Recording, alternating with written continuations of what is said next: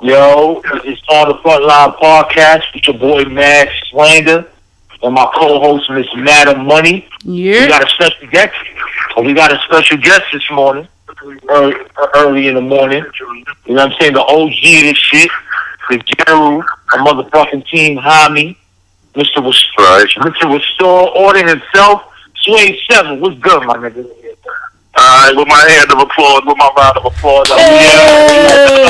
Yo, all that shit. Yo, what's good? Yo. And let me turn my CD down. Let me pause. I got fucking Godfather Harlem. If you ain't on it, this shit fire with Paul and Twitter. Yeah. This shit was hard. Yeah, I was hearing about that shit too. I gotta peep that. Yeah, I gotta watch that too. That shit good. Alright. That shit good. I ain't gonna hold you up. I know I'm a Harlem nigga, so y'all probably like, he just ain't shit, but it's really good. It's really good. So what's good, homie? What's good with you? Tell them, my nigga. First and foremost, it's an honor and a pleasure to have you on the show. You know what I'm saying? Likewise, man. Thank you for having me. You know what I'm saying? We're going to talk about a little bit of everything. You know how we give it up. It's gloves off. We talk. We definitely. Gloves off. We're going to talk. The best conversations, B. Gloves off. Okay, now. I ain't scared of you, nigga. What's good? All right. Well, yo, going down the battle, man. We on Twork, B. What's going on, man? No. Madam, dog, you can't come up here and be like you 3-0 the nigga for real. I seen the battle and shit like that. And I ain't gonna hold you. Like, I saw you that you was trying to be like respectful. You trying to show the youngin' a couple things. But like you started off the battle crazy. Like, you started off the battle and almost couldn't fucking say your first round. Like, yo. Ooh, cursing it all. Like, I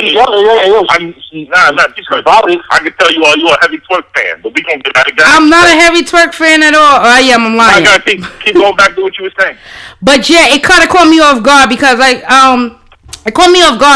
everybody's looking forward to this battle. It was on Guardians of the Culture, Body Snatchers. Right. You feel me? You got a chance to go first. Florida. Y'all had your little tiff and riffs online and stuff like that. You know, with him saying that you and Twork, with him saying that you never really supported that brand and everything like that. So I thought, nah. See, you talking two different things right now. Okay. But it wasn't never Guardians of the Culture. I said that about it. It was Gay to the Guardian. That's the same people. Guardian with the one too. No, it's not. Okay. The Guardian is Dre Dennis. Guardians of the Culture is ran by a man named Tom who lives in Florida. Another two totally different leagues. Gay to the Culture is a new league. My team homie brother Amzilla helped put this card together. It was a 2-day event. Okay. Which is one of the reasons why I did the card, because Amzilla reached out to me. That's my homie, that's team homie. So I ain't gonna never tell my niggas no. So Guardians of the Gate to the Garden is the one I told that me and Twork was going back about me. I supported, which they lied, and I did support. I support all battle rap, but I'm not with the fuckery. That's what my whole Restore Order thing is about. I'm not with the fuckery. I'm not with niggas spitting on pictures of dead people in battles. I'm not with niggas talking about a nigga dead daughter. I'm not with it. There's other ways. There's too many words and too many creative angles in the world that niggas can take. I've been there 11 years. I ain't never had to do that. Okay. All the fucking niggas that y'all love don't really have to do that. At the moment I say something, the first nigga you bring up is Arsenal. Oh, well, y'all ain't saying nothing to Arsenal. For your instance, I do say something to Arsenal. And then anybody gonna get in touch with Arsenal can tell you I just said something to him in Orlando when I said like fuck that. Because I'm tired of that, because they want to use you as an excuse, because that's the way, like, my nigga, I keep it real. There was a time that hip-hop was all about originality, and somewhere down the line it became a bunch of copycats. There was a time in hip-hop where I would see, I make music. I used to have a record deal back in the day. There was a time where I would look at certain songs and be like, I gotta be better than that. Nowadays, niggas look at songs and go, I gotta do that. No, I don't have to do that. It's nothing but copycat. The originality is gone, and it's battle rap. Yeah, that's what popping. Sally. That person made it. That person made it popping. It ain't everything. Ain't for everybody. You understand me? That person. Let's talk about art. Art's made to disrespect pop and battle rap. Now, I'm gonna say something. Just because you're disrespectful in a battle, don't make you nice. You could be good at playing the dozens and good at mother jokes and be disrespecting a mother all through a battle, but that don't make you nice. It's not a true wordsmith to me, but it does add to the shock value. It adds to oohs and the ahs. It adds to niggas getting eyes put on them for all the wrong reasons. So I guess that's why niggas do it. Cause it sticks to stay. It's a brain thing. That niggas hear shit like that and then it sticks with them like, damn, we think that's about his damn mom. You know what I mean? Like, shit. Okay. So see, but the thing is, yo, like, not to cut you off. What do we do? All right, now, whose fault is it then? Is it the leagues or the battlers? You know what I'm saying? The leagues. And I'm gonna say this, because I'm gonna say this. The leagues pop all that shit or whatever, but yo, there's no grounds there's no line that they're drawing where, like, yo, you get what I'm saying? Like, who's all this SMD shit? They suck my dick, yo, suck my dick. I hate it. What are we doing here, dude? Like, and homeboy, Twork's supposed to be the face of URL. Why they not pulling him to the side and be like, yo, you can't be doing shit like that, B? I was like, but I don't know if they did or not. From what I understand, I heard that niggas from URL did speak from about it. But my whole thing is this. When it comes to niggas saying suck my dick and all that shit, that's the individual. As a battle league, alright, I ain't gonna say I'm not a battle league, but so I started this shit, right? My whole thing is I don't want to censor nobody, but I do want niggas to be accountable. You understand me? My order is for niggas to be accountable for their actions. Now, when a nigga throw Arsenal name at me for the disrespect, yeah, I did talk to Arsenal back in the days about him doing it. He battled for the Fab and that disrespect. I had a conversation with him about that. And, he told me that he spoke to Fab beforehand and they agreed. And then he said that, yo, he's going to be disrespectful. And he is a nigga that's willing to accept whatever consequence come his way. He's willing to deal with that. Right. He admits to it. He admits to it coming. I'm going to come this way. And you just going to have to do what you got to do. That's Arsenal attitude. I speak to niggas that also go disrespectful and they don't really want no drama. So my whole thing is, you don't need to be doing that. Yeah. You understand what I'm saying? If you one of them niggas that think you gonna come in here and be disrespectful for oohs and ahs, but when the shit hit the fan, you don't really want to be caught up in the melee, then you don't need to be disrespectful. That's like you might say the shit to the wrong nigga, and you won't be caught up in that melee that you don't want to be caught up. It's like you throwing rocks and then you hiding your hand. You get what I'm saying? Right. You throwing rocks and be like, no, it wasn't me. You know what I'm saying? Yeah, suck that shit. Well, my thing is this. Is when a nigga approach you, yo, you do that rock, you ain't say no, well, Arsenal do one. Yeah, exactly. Yeah, they want nothing to do with you bitch ass nigga. Yeah. I don't like shit like that. That's a deflection. I don't like that. But don't you think that that type of stuff could just be left on the stage? Or why does it have to carry out until Opus Phil or something else like that? Like, this is entertainment. Like, two niggas all hate each other, always work together all the time in entertainment for the entertainment of it. Or why does it have to spill out into some street shit? Niggas is sensitive. A lot of niggas claim they want to do this and don't really got the skin for it. And that's the real truth. That's the real truth. A lot of niggas want to do it because it's... Nah, I do. Don't get me wrong. Well, you out of hand. If you part of the handful, I'll say that. There's a handful. There's a handful, but every nigga has a line. Everybody. I don't give a fuck who you are. That's a nurse. Everybody got a threshold that they don't want certain people to cross. And that's just people. That's part of being human. That's part of having a moral compass. My nigga, I don't know y'all, but what's your name again? Lady, what's your name? Madam Money. Madam.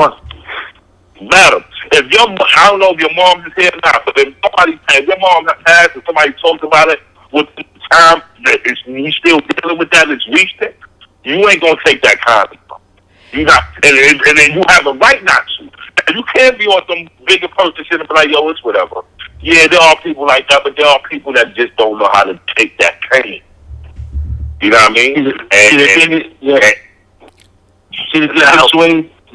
There's no, and I've been preaching this shit for a minute. There's no conduct policy in battle rap. No, there isn't. There isn't. Within the contract, there needs to be everything. Because we're like, yo, you can't see. Yeah. We got to do it in a way where we don't censor niggas. So without censoring people. Yeah, what has to happen is the person, like if a nigga battling me, and I never did this before because I'm a nigga that let niggas, I tell niggas, I'm a nigga that I communicate with you. Like, I don't go through the league. I don't need the league to put him in contact. If I'm battling you, I'll hit you up man to man. Like, my nigga, I support my mom. I appreciate it. But I ain't lose my mom, but I'm just an example. Like, I appreciate it. Like, you know what I mean? Like, when I battled Head Ice. Head Ice tonight. Head Ice called me asking me questions about my kids. And I was just like, yo, my nigga, don't bring that up in the battle. He was like, yeah, it's just traffic. My mom just passed. I appreciate you bring her up. And I was like, nah, my nigga, I don't even do that. Yeah, that was a man-to-man conversation. And the battle, nothing was brought up. We had a regular battle. Like, that's something that maybe the battlers have to discuss between each other. I know a lot of niggas don't be wanting to talk to their opponents, and they be like, yo, whatever. And a lot of niggas don't do it because they feel like in their mind they gonna go there. But my whole thing is, if you know it's gonna affect you in a certain way, and you don't want niggas to say nothing about it, then you might have to open your mouth because niggas ain't mind reads. All right, now, but if you throw in the battle, say like if you thought, if you as an owner, I'm just using this as an example, you as an owner, you have to somewhat, all right, let me get these dudes together real quick and let me just iron out whatever needs to be ironed out before the battle. Meaning like, yo, is there any do's and don'ts? What are we doing here? You get what I'm saying? Right. If they don't want to talk to each other personally, you know what I'm saying? League owner, you got to do that. League owner.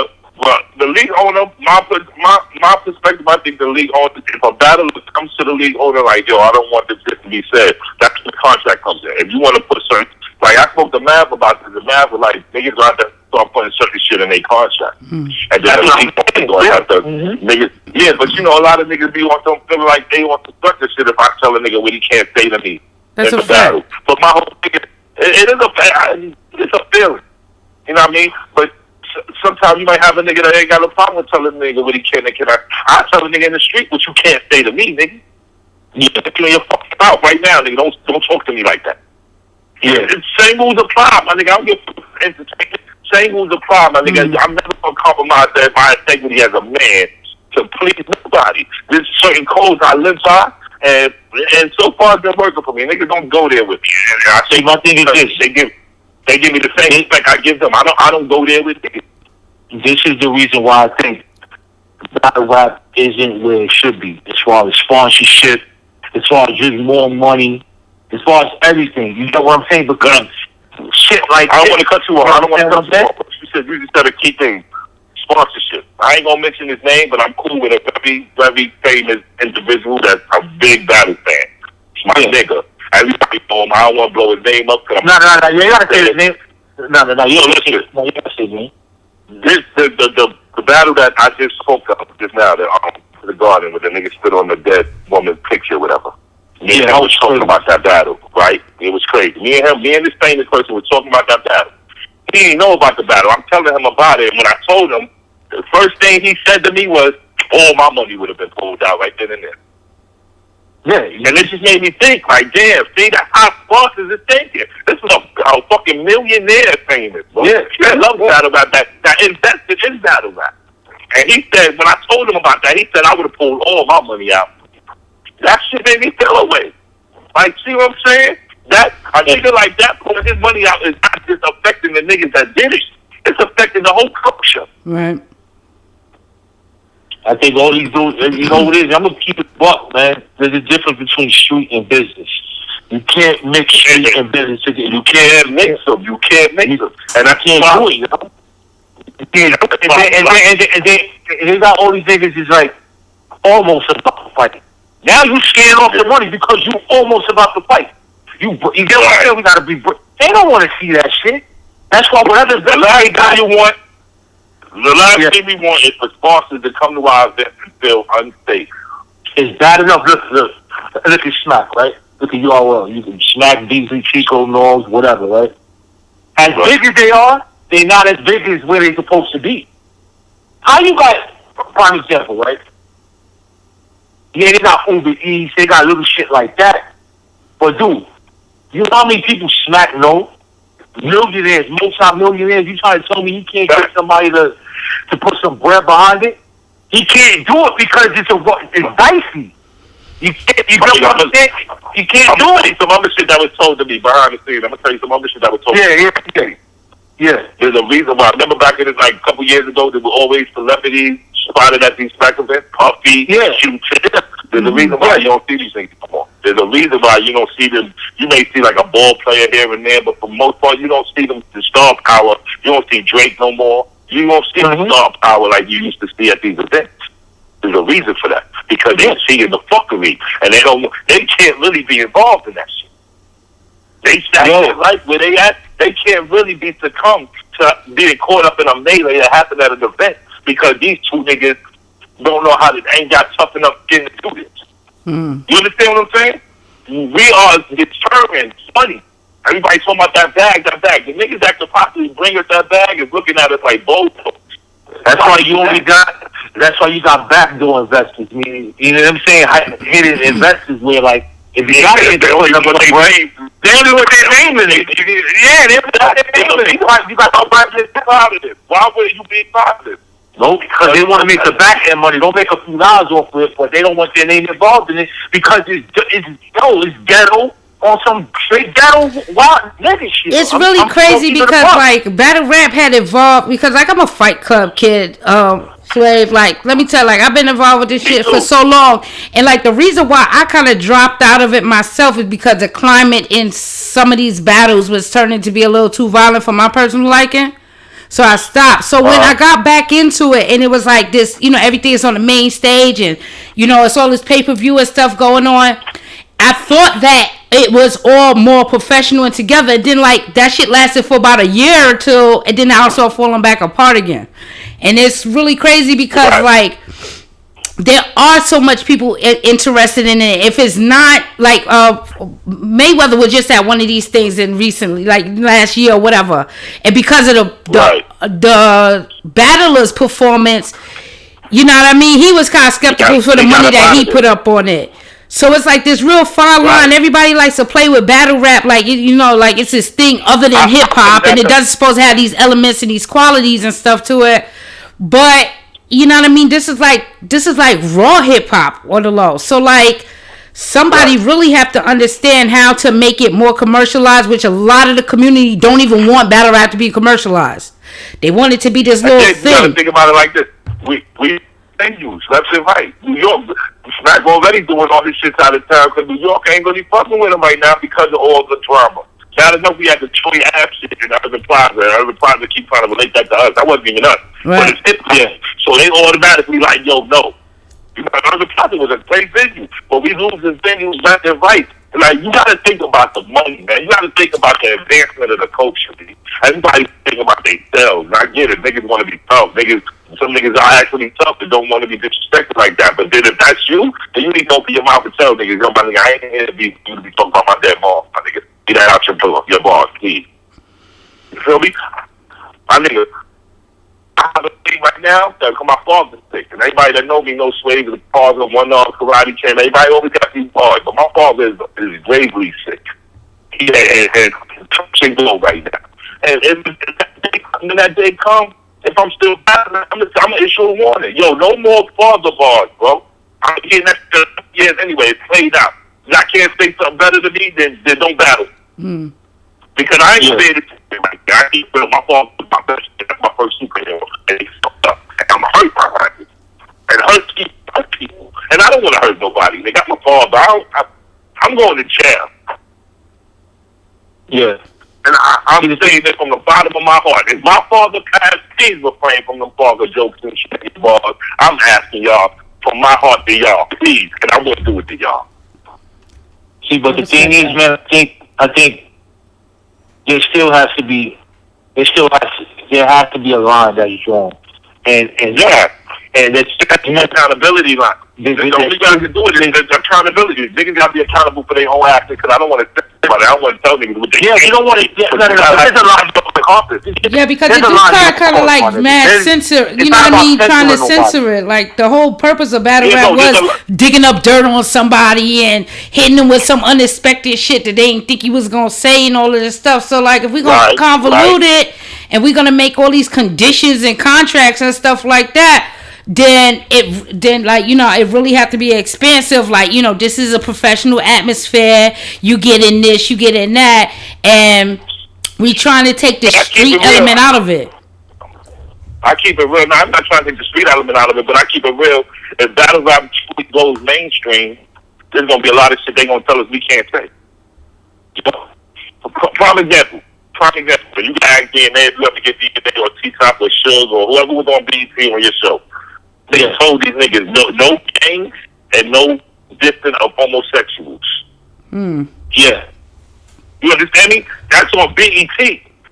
Now, people be like, yo, fuck y'all niggas and do us and just never have no kind of BET or national backing like that again. So it's a choice we gonna have to make. Because right now we in our own world. Battle rap is his own world, living within hip hop. It's his own world. It's a world that we don't get criticized. We get criticized by our own. We get criticized by other battle rappers. We get criticized by certain fans that don't like certain content. But as far as the world, as far as the industry, labels and record executives, them niggas ain't saying shit to us. They letting us do us. Because ain't no real money behind it. Buffy gave Rex $10,000 for winning, but he ain't give Rex no deal. Nah. You understand what I'm saying? So there's always gonna be a bigger look, a bigger picture that niggas is gonna look like. I'm cool with Method Man, right? Yeah. Back in the days, I had, you know, I do a lot of performances. I talk with the Mortal Technique, and I did a show for my man Zach, who started a weed pen, and he wanted to get Bread and Meth their own weed pen. So he asked me to reach out to Method Man to see if he wanted to have his own weed pen. And Method Man, this is Method Man. You know what Meth told me? He said, "Nah, I can't." He said, you know, I don't really want my name on it because, you know, I'm doing movies and shit now. Mr. Fathead himself, this is Method Man saying that. Like, and it woke me up like, damn. Yeah. There comes a time where when you come for the bigger bag, they're going to expect a certain caliber out of you, man. Battle rap doesn't have that yet because we just know how we ball. We take the fuck we want, we get our money, and we leave, and we brag up on it. Niggas lose, they feel away. Niggas win, feel great. Like, we don't really got that big brother around our shoulder. Yo, y'all can't say that. And I don't want to be that nigga.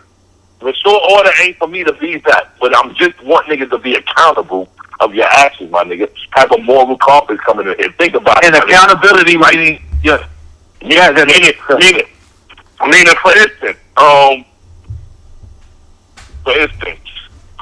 Briz Rothstein and Mook situation. Yeah. Mook took accountable for his actions. He apologized for swinging. He told you why he swung. You know what I mean? Briz, on the other hand, he kind of took accountability, but then he said something that rocked me. What made Mook brother so special? Oh, you take accountability with that. But the thing, you know what it is? He's still using a crutch to defend what he did. You get what I'm saying? He's still trying to find a way to defend. You get what I'm saying? He's not taking accountability. So you trying to defend what you did is not taking full responsibility. I'm being man. I admitted first, yo, I did this. I was a sucker. That was some bullshit I did. I shouldn't even went there. And then explain me what made you do it. But first, accept that you fucked up. Right.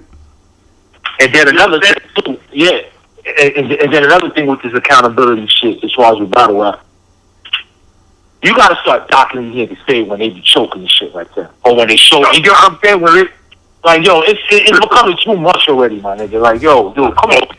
So I'm under the impression that niggas talk about I'm hating on Sevah because I told niggas I don't like the niggas say suck my dick, and niggas told me I'm hating on Twork because I told niggas they need to stop giving Twork deposits and make that nigga do a whole battle first before he get his pay. I've been saying that. You not hating. I mean, that's business practice. You feel me? If somebody is known to be like, you know what I mean? That's some crap shit, my nigga. This is my thing with fans, my nigga. This is my thing with fans. When fans like what they like, they stand behind. Even now, when I got on the show, she's like, yeah, I keep it real. My first round with Twork is debatable. If somebody give it to him, I'm not mad, but I definitely feel like I won the battle. And then now that I'm hearing he recycled his bars for me from two other battles, the third time. Oh, no, you can't do that. We can't do that, my nigga. I mean, recycle bars, my nigga. I mean, when it comes down to that battle, though. be prepared 6 hours before the battle, and it's a lie because you said it in other battles months ago. So that's a lie. That's the problem. Like, all that being all that with all that being said, niggas is still giving this nigga the battle. You know why? I definitely gave you more variety. You did the same thing on 3 rounds. I gave you more variety. All 3 rounds was different. First round was bars, second round was a angle, and third round was real talk to the nigga. Now, I'm telling you about you will be the king of this shit if you stop fucking up. You know what it is, man? I think he admitted to losing that third. He admitted in his ball, yo, I definitely lost the third. He did though, because you was talking to him and came from a place of respect, like you was really trying to talk to him and stuff like that. But some of his rebuttal work in this battle, you really couldn't take with him. That was a shot. He only had one rebuttal that really worked. I'm gonna use it against you. That shit sent chills on my spine. That shit was fire. Then the ET rebuttal was trash. One finger lighting up. That shit was garbage. And then he said a bunch of the kick the bucket, pistol dumping. He gonna try to karate shit and kick the bucket. Hilarious. The 40 to face, how he jumped in after. 2 niggas said that to me before. Like, it's like, I can go through the whole battle. I watched the battle 11 times, and I'm very critical on myself. I did not lose that battle. And then I got niggas hitting me up that said I lost dead live. And now they talking about after watching the pay-per-view, I got mad niggas hitting me up like, yo, Swave, you might have 3-0. That's why I said it, because I got a couple niggas saying, yo, you might have 3-0. And it's funny, as far as the beginning, though, I fucked up in my beginning. And this is something that all battle rappers do, where I know all the niggas I know, because we always laugh about this shit. This is something I keep telling myself I'm not going to do no more, but I'm a man of the moment. So, before the battle, everybody was telling me Twork wasn't coming. So I had actually trouble writing for the nigga, because in the back of my mind, I'm thinking the nigga's not going to come, and I don't want to go home when they don't show me, right? So in the back of my mind, I smoke a blunt and say, let me sit down and write something, and the first thought that goes through my head is this nigga ain't going to come. So now I'm fucking lax writing, like, you know what I mean? So when he does shit like that, and not just him, because I don't want to feel like we picking on him, but he's a prime example, right? He's a man of the hour right now because he's the main nigga doing it. So he's the main. He's using his name. His name is out there. All right, he's doing it because people are allowing him to do it. You got to shit in such exactly. Got to be thirsty for a look. And I'll throw him a few, you know what I'm saying? I'll throw him a bag real quick, like, yo, Twork. And then they ain't showing up, or he'll show up half-ass. Now, to play devil's advocate, Twork is hot right now. Any league is looking for them views. That traffic is going to look to get the latest, hottest nigga on their platform. Yeah, but where's the moral values and principles of this shit? You get what I'm saying? Where like my thing was smack, right? My thing was smack, right? So that, you know, like I'm not telling you, yo, you can't get money nowhere else. Get your money, my nigga. I don't want to hold you under here and you can't, you know what I'm saying? I don't get like that. But smack got to tell him too, you still fucking up your brand though. Cause you know what I'm saying? We the biggest league and we be booking you for the big card. And you be doing shit. You get what I'm saying? Shit, like everything is still a brand, yo. Because Smack still we don't do that shit to us. Yeah, come on. He's my thing, but hold on. He's my thing with Battle League. On Smack. Battle League don't have to stick together. I know y'all in competition, but at one point, over certain principles, y'all gotta all have remained the same focus on. And when it comes to niggas no showing other leagues, you got to be like, yo, my nigga, I can't allow you to fuck up the culture because the culture is the reason why I'm thriving. So I keep booking you if you gonna keep doing that to other leagues. But that brings a good example in my mind of why aren't certain battlers just exclusively signed to certain leagues? Like, why is this not an issue where okay, Twork, he performs the best, he ain't never did Smack dirty. Why isn't he signed exclusively to Smack? Like, these other leagues can't get Twork. These other leagues can't get so and so. I think he was at one point, but his contract expired. Or sometimes they'll give him permission to go elsewhere to get money. Sometimes I know niggas that be on contract with Smack, and sometimes they get offered a bag elsewhere, and they'll ask Smack, yo, I got a nigga offer me $8,000 to take this battle here, my nigga. I know. That's all. But even when they offer me the contract, they told me I can go anywhere. I just gotta inform them and let them know what's what. Don't do it behind their back, which is respectful. If I'm in your contract, Yeah, I should. If a nigga offer me $10,000 for a battle, and I'm like, damn, I need this money, and I ain't got a battle with you for another 2 months. Hold on, my nigga, yo, Beasley, let me holler at you. These niggas just offer me 10 racks, my nigga. I need that money, yo. I know I'm in contract, but you think I can do this? It's all about communication, my nigga. And they act like they tough city. They don't want to talk. They want to just do them. And that's why they get caught in these lines. See, my thing is this. I got, and niggas calling me crazy when I said this about the deposits. Sir, you got to treat people accordingly. Stop giving these niggas deposits. You get don't go back to the door. Niggas call me crazy. Yo, you a battler, nigga. You fucking up. Yeah, no, nigga. Battling. I'm not. No, I'm actually trying to open the door so business can be better for y'all, so you could get a second chance and build your rapport back. Because right now your rapport is shit. You get all your bread at the door. You get your first deposit at the door because you showed up.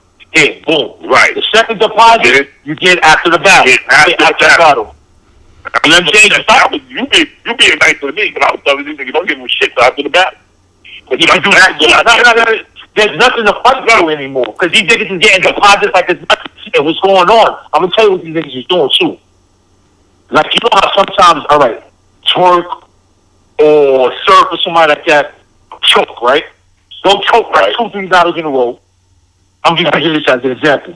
And then they get booked the second, they get booked the next big card.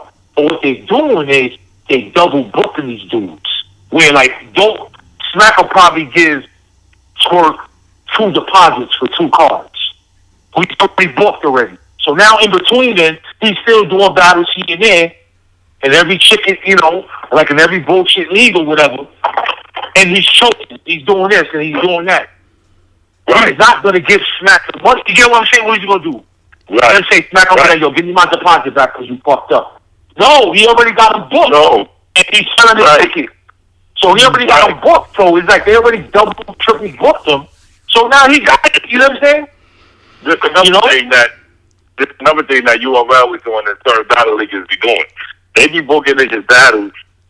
Like Twork might have 3 battles lined up with URL booked all at once. Yeah. So now he already got battles booked, so if he don't show up to one of them, he still have 2 more coming. Like, are y'all gonna take those battles from him? Because y'all ain't doing it. He did them and did it right before he battled Arsenal, and they was about to take the Arsenal battle from him, but they let it go down anyway. So what example? Ain't no examples being made, bro. And that's the bottom line. Ain't no examples being made. The nigga that owns this Guardian of the Culture League, he's a lawyer. You know what I mean? So he had a long conversation with him. It was my first time meeting him. Me and him had a conversation. He was like, man, listen, I'm a lawyer. I don't have to pay lawyer fees. I'm suing. I'm a white boy. I ain't gangster. I'm taking niggas to court. I'm taking them to court. And I felt that. I felt that. Like, oh, this nigga taking me. And he's a lawyer. So I had conversations with other leagues. They was like, yo, by the time I pay lawyer fees and court fees, I ain't gonna get nothing from it anyway. So ain't no reason to pursue no. Right. You gotta start deducting. You gotta start deducting people. You know what I'm saying? You gotta hit them in their pocket. You gotta hit them in their pocket. That's the only way niggas gonna respect it, B. If you start docking their bread, niggas gonna start getting offended. Yeah, there's nothing to fight. There's nothing to fight for. Niggas are getting their money, win or loss in battle. Like that. Niggas don't want me to start a league. Cause niggas coming to me like, yo, I want 10,000 in battle. Like, yeah, you get 10,000, but if you lose, you get 1,500, niggas. Niggas, yeah, that's yo. It's nothing wrong with that. Fuck out of there. I bet you I had mad kids. The problem. Where you gonna go to another league? Yo, win the law. You got it. That's what I say. You gotta draw the line. You gotta do this. You gotta do certain things. Like, the Smack said, yo, I can't eat that. I can't eat that. Remember the bullshit at Summer Madness when they started fucking up in front of Floyd Mayweather in Vegas and all that? And then Smack was like, yo, I can't eat that, son. I can't. Yo, it started happening again. I heard Floyd. He left. He left. Yeah, that's one thing that don't broke out. Man, like, this shit is whack, my nigga.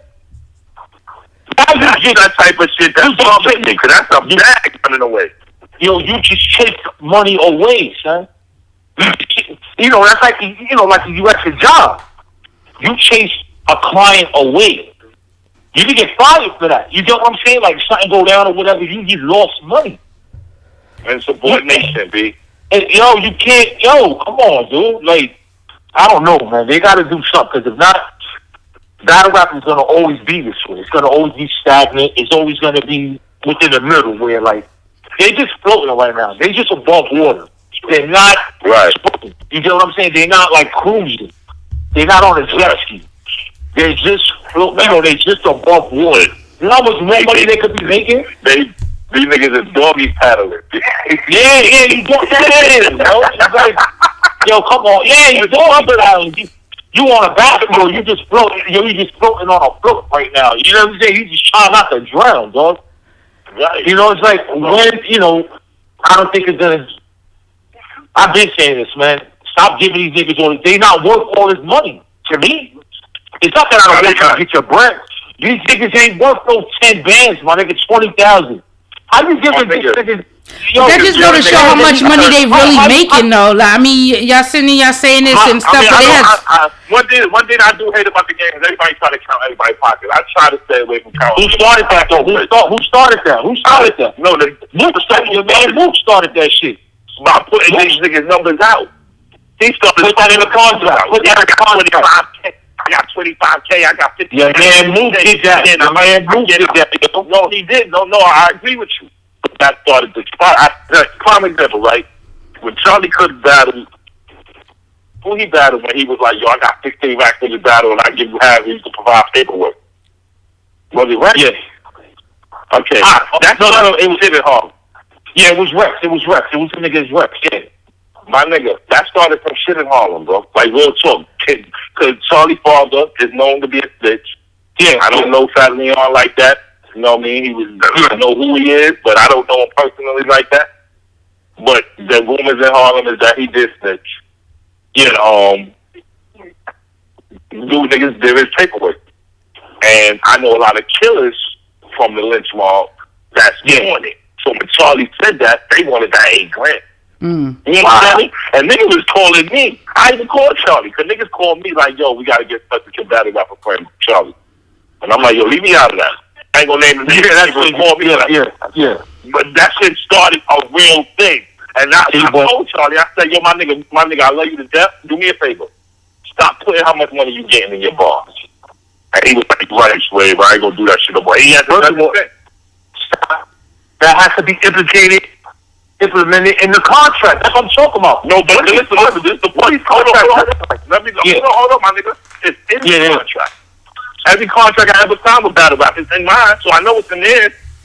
These niggas don't give a fuck. And ain't no real repercussions for a nigga's bitch. These niggas take smack for granted. They take smack for granted. I'm telling you that right now. Culture for granted. They doing it with Smack. They doing it with KOTD. They doing it with RBE. They doing it with Rigo R. They doing it with everybody.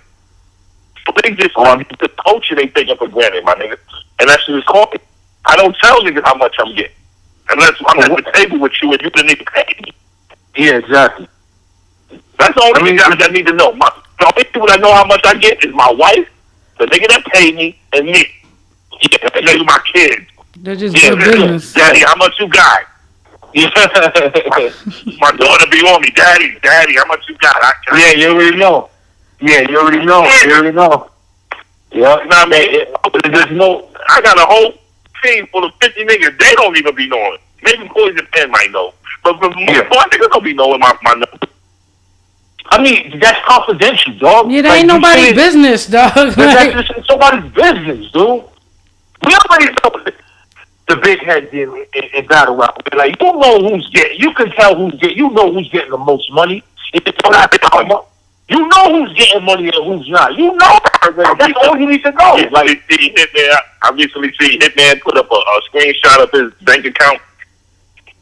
And it's like, why you doing that, bro?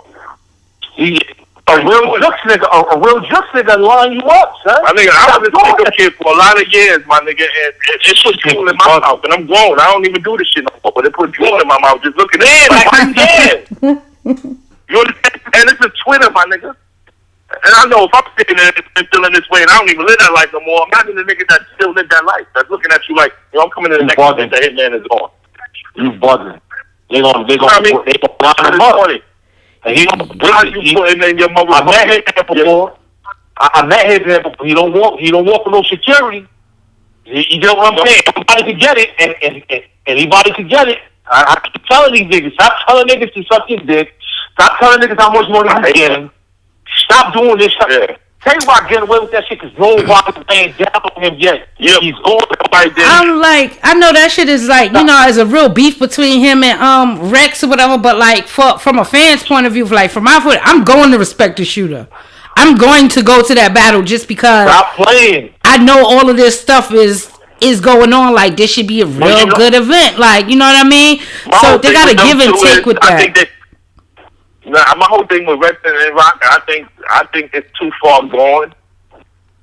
I don't think a battle is just enough. I think they're going to have to fight. But I want them to do it now, and don't wait till the 23rd to do it. Don't wait till the event to do it. You know what I mean? Don't fuck up the event.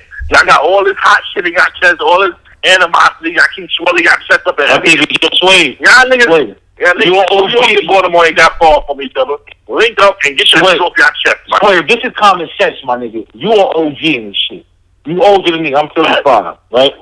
I'm from the Bronx. Yeah, I'm older. I'm from Harlem. I did a lot of pain in it. I'm from Brooklyn. We just throwing it out there. Exactly, right now. Listen, Swave. If I got a problem with you, my nigga, I got your number. I'm not going to talk shit to you, tell you to suck my dick online or anywhere else. I'm not. If I want to fight you, I'm not going on camera. If I want to fight you, yo, please, brother. Where you at? We don't even got to see. We don't even got to listen to nobody. We ain't even got to ask me. You ain't even got to ask me where I'm at, my nigga. My name let's hold on, my nigga. Will event. I'm showing exactly. You can pull up and be like, my nigga, can we walk up around the corner real quick? I don't want to make the same. That's it. I respect that. Like, yo, come on. That's why they don't be for real. They don't be for real. I have pulled up to niggas in they cities that they shows like, yo, my nigga, what's up? Can we go around the corner? Niggas look at me like I'm crazy. Like, yo, hold on. Yeah, man. Yeah, my nigga, I'm dead serious. Let's go.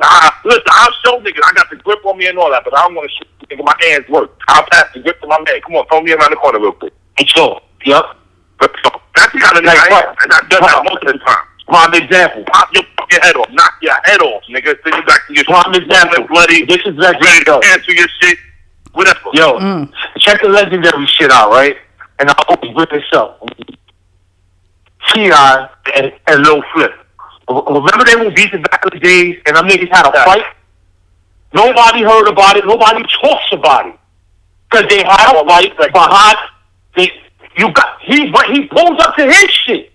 He pulled up. He interview. He pulled up to his interview like, yo, my nigga, let's walk up. Let's go out the cameras and go down the block. And then he went in Houston, to my knowledge, and they had a fight somewhere. I guess they had their people there, and they just fought one-on-one. Nobody knows who won. Nobody knows. And I heard they shook hands afterwards. Yeah, like on some real man shit. Like all this extra shit. That's why I be thinking, yo, these niggas be lying. Cause nobody. K-Rock, he's always about to fight. Rex, he still, after all these years, he still has that. And this is this is no disrespect to him. He still has that like small man complex where like he still gotta prove like he's dead. Like, Rex, stop telling niggas that the nigga who robbed your chain is dead. Like, I want that. He says this is what you think he said? Many men, nigga. This ain't 50. What do you think he wants? Stop saying that shit, my nigga. That shit's they're gonna create a pic. Stop saying that shit. That's how just like from a fan's point of view, that shit is just so exciting. It's just like all these elements in there. Like, why are you saying that? Now, hold on. Now, this is not. You got a point though, because there are fans that like this shit. But this is my thing. I call those fans NASCAR watchers because it's like not watching NASCAR. Everybody that's NASCAR fans to me, if you're not a driver or if you don't have no aspirations to be a race car driver and you watch NASCAR, you secretly watch it for a crash. Yeah. Ain't no way in hell you gonna tell me you expect to watch your cars turn left on the track all fucking day long. Hell no. I don't want to see that. I want to see this shit flip up, burst in the flame, flip into the audience. Oh shit! You see that? Yeah, that's crazy.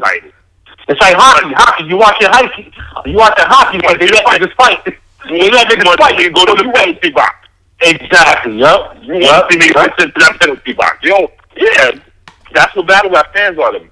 They claim they don't want nothing to be hurt, nobody to get hurt, but y'all egging that type of shit on. Yeah, I'm putting the battery in these niggas' backs when they do that type of shit. Instead of saying that shit was whack, my nigga. Go ahead with that bullshit. Yo, they hypocrites. They want to see it, and when shit go down, they be like, yo, y'all stupid, yo. You know what I'm saying? Like, that's corny. No, you started that shit. You started bubbling it. You entertained it, and it's off.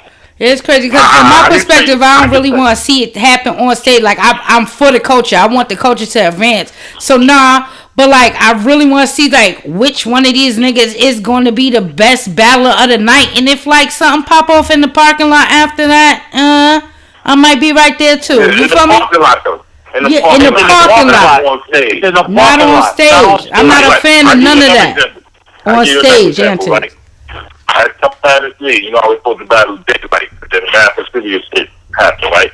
Yeah. Right before I was outside smoking, chopping up with some fans, and a fan told me that, my nigga, I want Madd to snuff this nigga serious. I ain't gonna hold you, nigga. I want this nigga Madd to snuff the nigga. And it was laughed it off. Yeah. But then, hold on. Now, Madd snuffed the nigga. Now, after that, I see the same fan. You know what he says to me? Yo, that shit was black, yo. Yo, these niggas is crazy, yo. What are you doing? It's schizo, B. Yeah, they flip flop more than a fish out of water, you know. They act like they want it, and they act like they want it, and then when it happens, you know, now it's like, oh, that shit was black. Nigga, Madd, what out of that, B? Nigga, you just that's how we said an hour ago. I mean, the story behind that nigga that spit on the lady pitch and shit like that is that he got clapped after the battle. You know what I mean? That's the thing that's... Nah, that's fake. No. Was it? That's fake. I was about to say, because that's like taking it a little too far.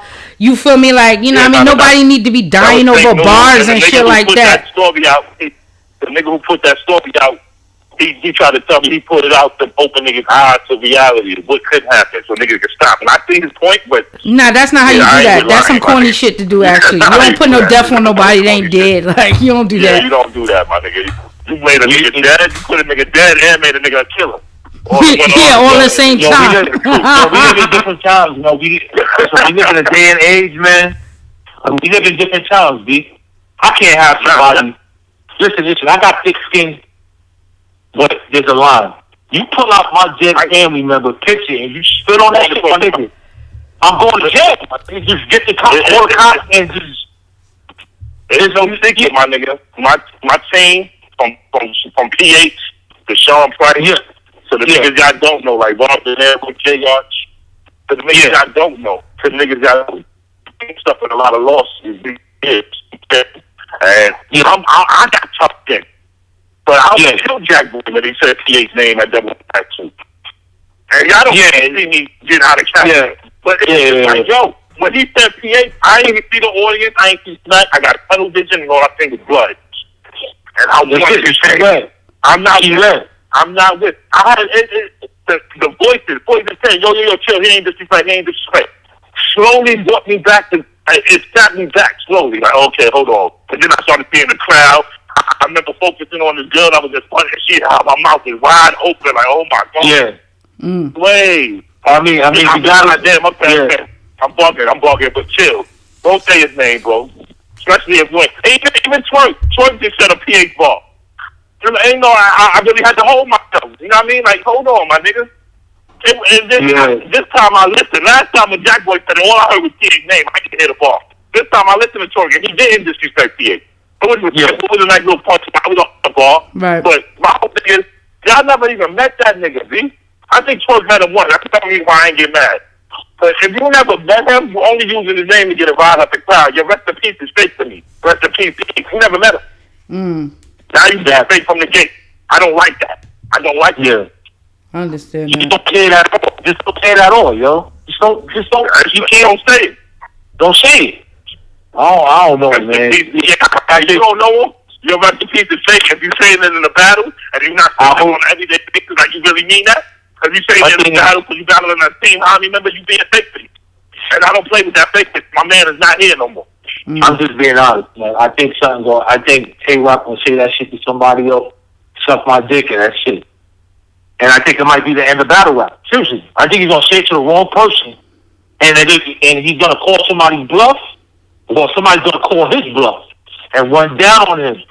And I think battle rap if he don't stop, if he just chill the fuck out and stop that, if he doesn't, he's going to say it to the wrong person, and mark my words.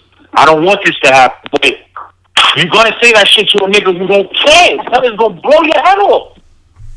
You don't kill him. It is what it is. I'm gonna keep it real. Maybe incriminating myself by saying this all that, but I got pictures in my phone that nigga I knocked out for telling me to suck his dick, bro. I went to the beat spot, a nigga bumped me, I looked at him, the nigga said, oh, you want me to say sorry? And I said, damn, you must know you wrong. He said, yo, suck my dick with all that. I'm not swear out. I'm not gonna play with you, dude. That's what you gotta think about. I'm like, yo, you just can't do it. Like, yo, it's just, and then you know what's crazy?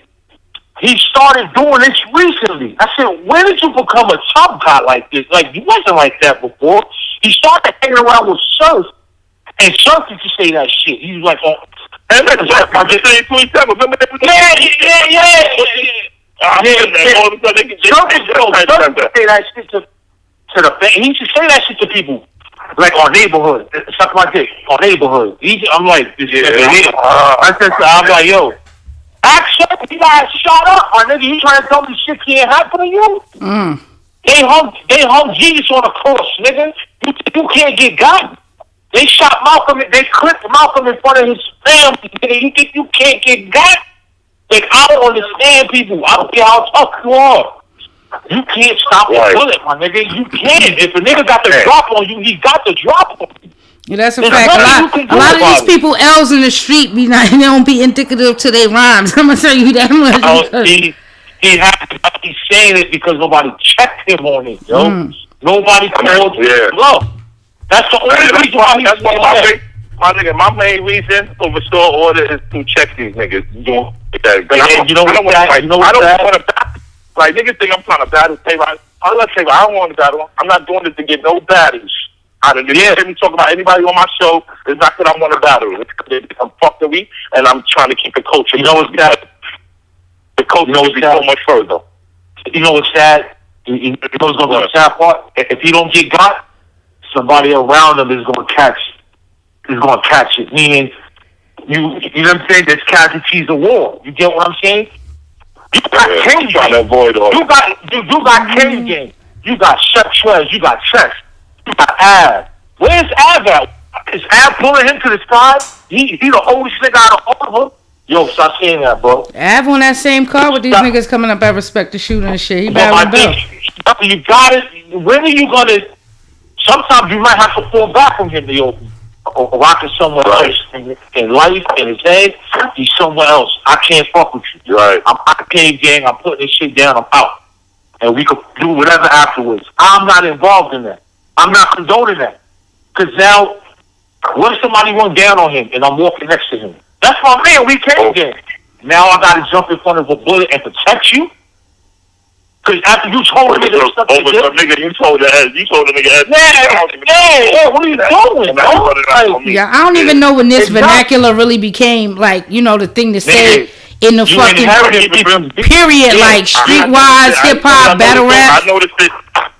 I noticed that in the younger generation, they be saying that shit a lot. Bro. Yeah, that's crazy. This younger generation. You know what? You know why? Because at the time, and I'm going to tell you what it is. That's a sign of disrespect. Where, like, now you got it.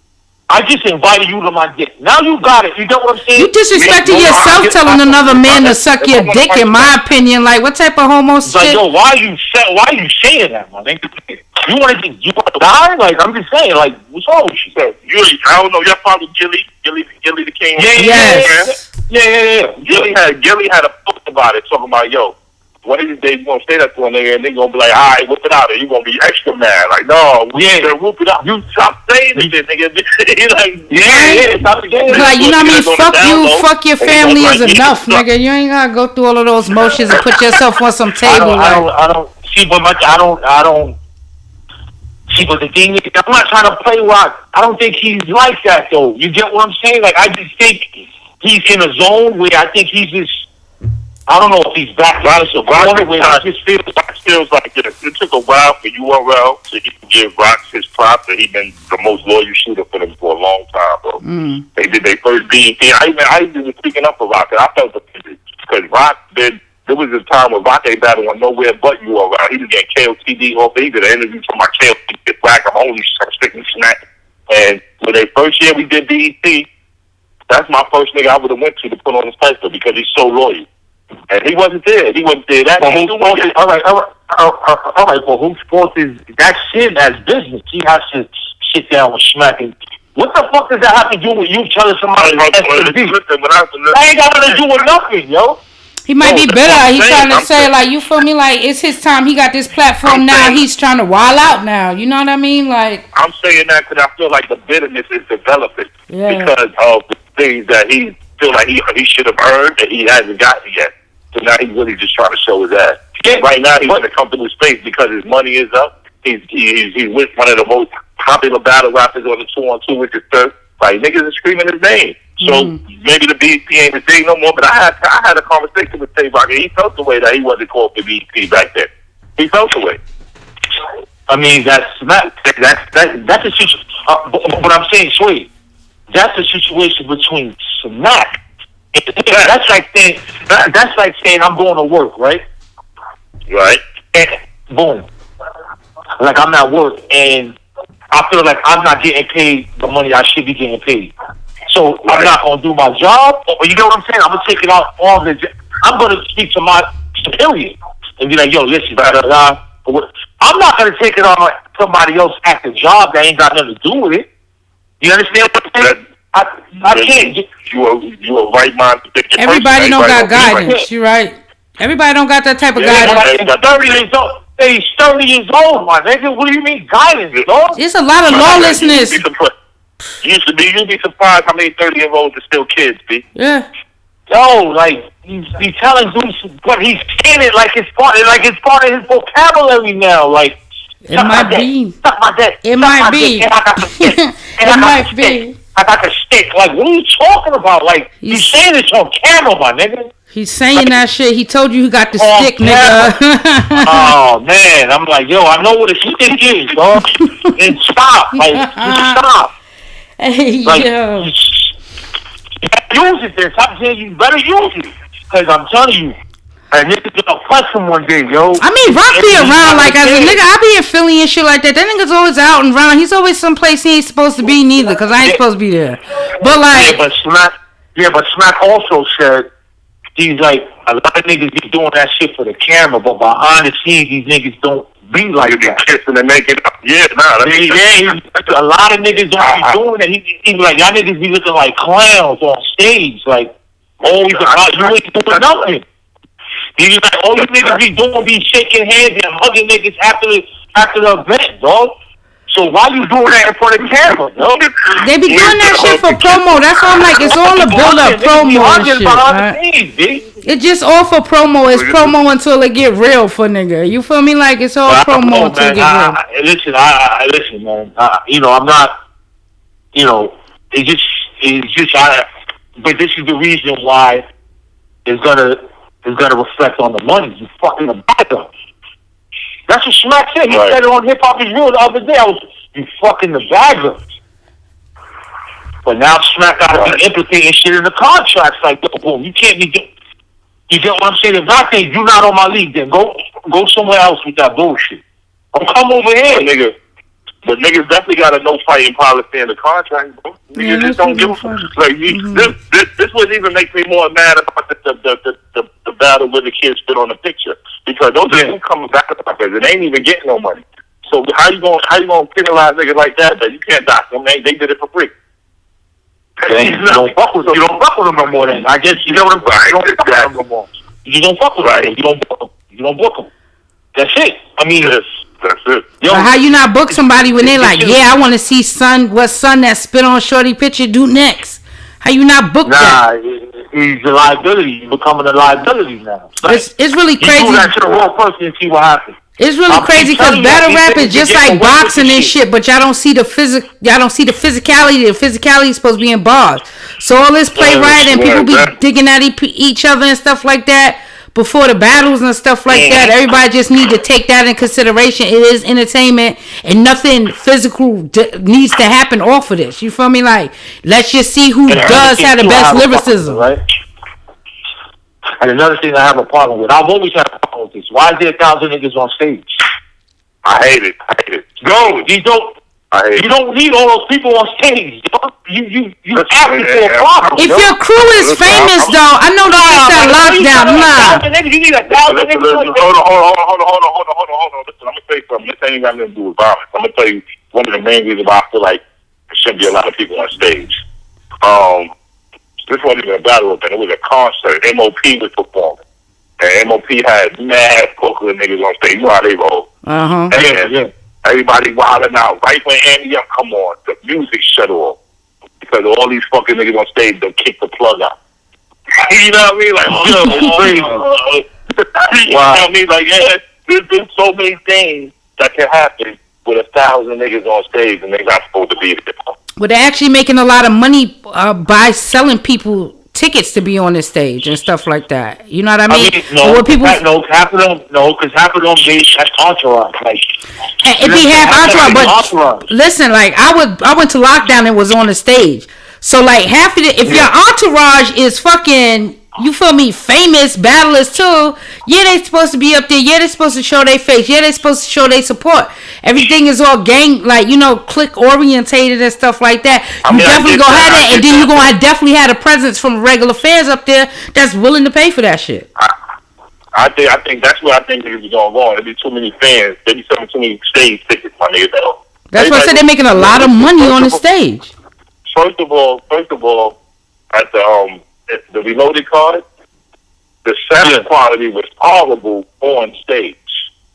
You said the sound was getting projected into the audience. So if I sit on stage and watch a lot of battles, and that shit was trashed because you can't really hear these niggas standing behind them because the speakers are facing out to the crowd. When I went into the crowd, it was perfect. I don't even like watching battles on stage. That's why I'm saying all that to say that battles being on stage watching, when you watch battles on stage, that shit corny. I would rather pay my money and stand in the audience and watch the battle. I don't want to be on stage. Niggas just want to, everybody that pays for stage tickets just want to be seen. Fuck out of here, bro. You ain't nobody. Pretty much. That wasn't even a real case. Nah, I'm gonna just let that shit be like that because Cena, regardless, like, listen, I do that shit because that was the first time it was brought close to a city that I support. I'm gonna give it my maximum support. Like, I got a lot of hate from niggas that. Max, I didn't have a problem with the audio up there. I didn't have a problem with any of that stuff up there. I was well taken care of on the stage, me personally. You understand? But it's just it's just like one of these other things. Like, yo, if somebody like me is used to being in a battle and you used to like seeing a battle and you used to being close in the battle, you want that stage there. I ain't necessarily used to having 1,030 niggas around me on no motherfucking floor standing next to me. That's just something that don't happen. Like, even if it's a regular concert or some shit like that. It's always that. Huh? Yeah, it's supposed to be more professionals on the stage, though. That's what I'm saying to you. So this is why I would choose to do that. Niggas letting they block niggas up there. Nah, it wasn't even like that, though. It was like really whoever's crew was performing that night. Like, you know what I mean? Chess was up there.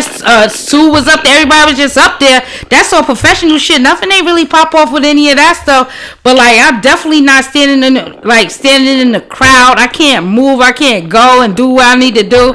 That's just me personally. So, like the next thing I go to, like, nah, I'm not going to be on the stage because I know they stage is tight as hell. At the venue at Respect to Shoot at Voltage and shit like that. I'm going to be in a VIP. I'm still not going to be in the crowd doing all of that because I can't have all the people next to me. That's just because of me. You feel me? But if they're making a way for it and they making money off of it, you feel me? They putting that extra dollar into their leagues and shit like that. Go for it. Like, you feel me? You have to. I was being taken care of up there. Debo made sure I had space. Let me tell you. These niggas is up there looking out for me because they know I had paid for my tickets. So, you know what I mean? Like, I didn't have no problems with none of that shit. See, you said Debo. Yes. That's the equation to your story that nigga makes it. Because Debo will make sure. One thing I can say about Debo, if he tells you he makes sure everybody on stage is comfortable. I think Debo make niggas move because he had set up on his stage one time and niggas was standing up in front of the seat. He's like, y'all niggas ain't paid for this. Move, like, blocking they view. Every round. Like, okay, you feel me? Every round. So he was facilitating that shit properly. Everybody clear out. Smack don't do that. Smack ain't do that. Yo, nah, he wasn't there doing that. It was Debo work. I've never seen Snacks make sure that the people paying for stage passes are comfortable and can see the show. I've never seen him do that. I've seen people do that multiple times. Like another issue I have too, and I want to get your perspective on this. Control it, man. Meaning, I don't like the picking and choosing who the battle bullshit. You know what I'm saying? Where like let's just say, like you know, like let's just say Sir, right? For example, because he's the main one that's doing the shit. Or you talk shit about you, act like you know what I'm saying, belittle you, but then duck you. You understand what I'm saying? And then pick it. Yeah, I don't like that shit. Yeah, like you got John waiting for you outside. You got Cortez waiting for you outside. You got this person waiting for you outside. You got mad niggas that you've been in time. He even told me, yo, tell ARP, give me X amount of dollars. I take your head off. I said, say no more. I told ARP called him. ARP called me back like, yo, you sure Sir told you that? I said, you know what, don't shit. I'm not even gonna play this game. I don't like this. He paid. I'm like, my nigga, why all of a sudden now you jumping for Lux? I'm like, yo, for what? Why? Because you wasn't there? Because you got locked up and they beat your niggas? Like, I don't get it. So now you wish you was there? Nah, that's not how this shit go, my nigga. This shit is a pecking order, my nigga. You can't be doing shit like that. You antagonizing niggas. That's like, you know what I'm saying? Like, you trolling, antagonizing niggas, calling niggas out, saying this nigga ain't shit. Now you got head ice on your heels. You get what I'm saying? Because you said some shit. He want to take your head off. And you going to duck him? Right. You get what I'm saying? Oh, yeah. You know what I'm saying? Because you put them out? Why the battle? Yeah, get out of here, man. Yeah, and these niggas feed into that. They entertain it. It sounds cool and all that, but don't do that. You got another nigga ready to fight you outside, but then you want to go fight him. And nigga that he don't even have you in his vision. You get what I'm saying? Right. I want to fight you here. What's good? You get what I'm saying? I got to run up to you and rock you. You get what I'm saying? What do you want? You get what I'm saying? You've been antagonizing me the whole time. Now I'm trying to run down on you. Now you don't want to fight? That's the type of shit I be on. And that's why I don't like. I'm like, yo, come on, son. Don't be doing that. Like, you'll talk shit about. And he bring niggas up in interviews where, like, he'll bring up John name and use him as a scenario. Or use Cortez as a scenario. Or bring up somebody like that. That's antagonizing the nigga because you're not bringing him up in a good light. You trying to play the nigga. You get what I'm saying? You trying to downplay him. You get what I'm saying? And come on, say you don't do that, my nigga. I think, yo, that's some sucky shit. Yeah, it shouldn't be selective like that. You know what I mean? Yeah, you put your fucking. My thing is this: stop giving them too many options. Right. You get 3. Boom! I got 3 battlers for you right now. You're not gonna deny them. You say no, then I say no to all 3. Facts. Yep. Yeah. My nigga. That's it. I see you the next card. I'm gonna give you 3. This is like to see how you guys play depend on when we going guard power. Stop playing. We ain't picking. Any niggas an option that they know we move on. That's it. That's it. We gonna make. We have enough respect for you. We have enough respect for you because I'm giving you 3. Event great. We gonna make the event great, and they gonna regret not being on the card. That's it. That's it. Because I look at it this way. I have enough respect for you that I'm giving you 3 options. I'm giving you 3 options. Here you go. 1, 2, 3. Some niggas don't get John. Some niggas get 1 option. Yeah, you with it or not? Listen. You got John head ice. You got Cortez. Pick one. Lux is booked. We got Lux already. He's booked. Yeah, he's booked. You know what I'm saying? Mook is booked. Or whatever. Pick these 3 right here. Now that's who you next call. It is what it is. Stop digging. Next call to come up with my own thing the same thing again. Like, yo, yeah, I'm about to get him out the way. If they stop telling the nigga he pussy, but don't want to fight him.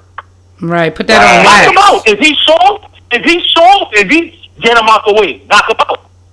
That's easy. Knock him out. Show me he's soft. Show me, prove it. Stop calling me pussy, but then don't want to fight me. Facts. Like, nah, so don't do that. Don't. I don't like that, and that's what he does. And they play into that, and I throw my shit up like, yo, what the fuck? You like, man, nigga, you ain't worth my shit. Yeah, look at Twork pussy. You just told me like, yo, you just try to pay me in front of people. You call me pussy in front of people, and then you fall in that. Nah, so we not doing that. So one of these cards gotta be like the, you know what I mean, the fans and the diehards and shit like that. Just be able to pick, like, you feel me? Like, you got battle so and so. You got to battle such and such. Hold on. It's funny. The funny shit, right? When I was talking about doing a battle league, I said my first card is gonna be a fan selected card. I'm gonna make the fans make my matchups. Yo, that'd be dope. I think that was. Yeah, I'm gonna put it out there. Yo, send me some matchup and have the fans select. I'll probably make a fan council out of some select fans, like a media. Some nigga I know I see at every battle event. Like, you know how you got one of those? I see you at every event. My nigga, you want the council? Like, I'm gonna have them make my battle. I'm gonna have them give me the lineup, and I'm gonna go reach out to them battlers to book it. And that's that. That'd be what's up. Do the same shit. And they just do the same shit with Danny Myers. He, like, he does. Oh, that's what niggas say. Oh, he does nothing for me. What the fuck you mean he does nothing for you? What is that? What do you mean? There's a lot of niggas you battle that did nothing for you, and you battling him. My nigga. So what? And this misconception, that probably means money-wise. They start talking about anything you do is gonna do something for you, my nigga. Yeah. Whether you want to. Every time the show gets done with new material, it's doing something for you. These niggas can't write. These niggas can't write. That's the only thing I'm saying. I'm thinking we're like, you scared him, because now you can't come half-ass with Danny Myers. Because he's not going to come half-ass with you. Especially if he don't like you and he's been calling you out or whatever, he's going to come with 3 rounds. The whole shit every now and then or whatever, and that's because lack of preparation. Danny Myers don't be choking like that. He fucked up a few times because he pulled the Twork move and tried to, like, write shit at the last minute, and it just didn't work out for him. And I told him, stop doing that shit. Stop doing that. Don't get out your element. Because they're going to use that against you. It's not enough they're ducking you anyway. They're going to use that against you. You see, he just choked. Why I got to battle him? Nah, my nigga. Battle him. He's whack. Just looking for you, right? Kill him. And I'm not talking about Nick is he's trash, right? Beat him. Kill him. Yeah. Kill him. Get him out your way. Prove him that he's not worthy of you. Yo, my nigga, I got a lot of small niggas on my resume, and that's because of situations like that. I'm all call out this mandatory. It's not battle a lot of niggas. I'm like, damn, I play battle now, nigga. Could he call me out?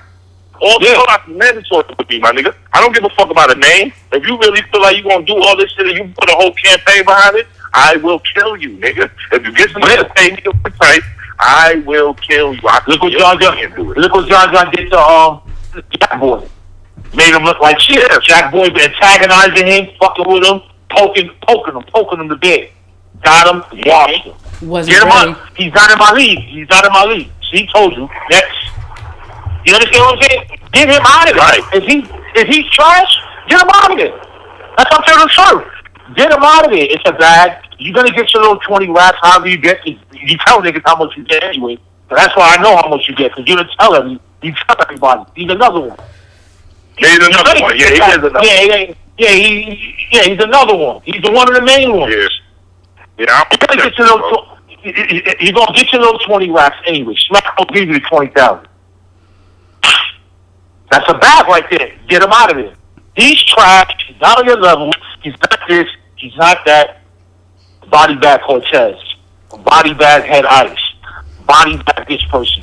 Get him out of there. So now you ain't got to worry about them. My whole thing is this. There's only one way to find out. Fuck all this shit talking, my nigga. Mm-hmm. Once you establish that you think you can beat me, there's only one way to find out, my nigga. He don't want. See, he picks and chooses for the battle. Like shit, like high. Even though he battled Geechee, and that was debatable, right? I edged it to Geechee or somebody. It goes back and forth. Because that's a good battle for him. You know why? Because they both clip. They both talk the same shit. So it's like he probably figured this. Or worst case, I'm not gonna body him. I'm gonna make it debatable, and I got fans, so fans gonna say I won. You get what I'm saying? So that's how he's a sucker, but he's smart about his shit. You get what I'm saying? He be doing sucker shit to me, but he's very strategic. He's smart. When it comes to shit like that, though, it's like boxing. You gotta knock the champ out. Right. Yeah. If it's debatable, they gonna give it to him. Yeah, pretty much. That's what I'm going through with the Twork situation. That the fact that I ain't really smoke his boots the way I should have. And make it undeniable.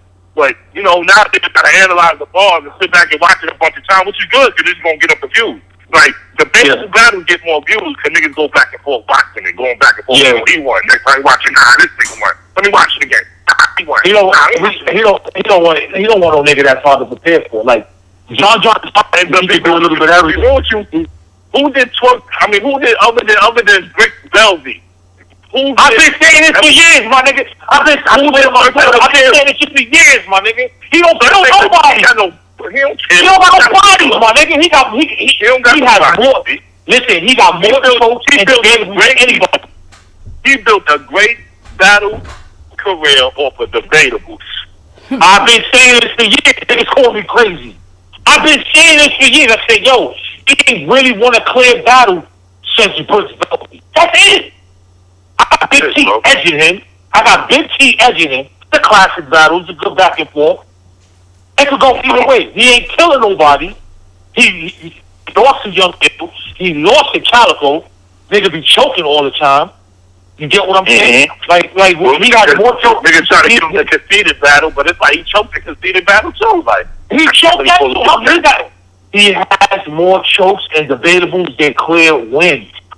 How he got this to this starter? You know what I call him? Again, clearing it out. Yeah, he's the Stromile Swift of battle rap, and let me tell you why. He's good for a highlight. He's good for but he ain't gonna win you the game. I can't give Sue Surf the rock and be like, take us on it. At crunch time, control phones. You get what I'm saying? Like he's not clear bodying. He's not bodying nobody clearly. So why is he on his pedestal? It's crazy, right? Because once I start reintroducing myself in the battle rap, right? We was in the trap and we saw Sue Surf. He did his thing, this and the third. So we start going back and watching all these battles. And I brung it up on Twitter, and I was like, you know what? I don't really see why y'all saying Sue Surf's that guy. I don't see him really finishing battles. I don't see him, completely killing this shit. And Sue Surf got at me. It was like, well, you have to do your history. Nigga, we are doing our history, and we're finding out you're not that nigga. This is what the whole thing started off with. You ain't killing nobody.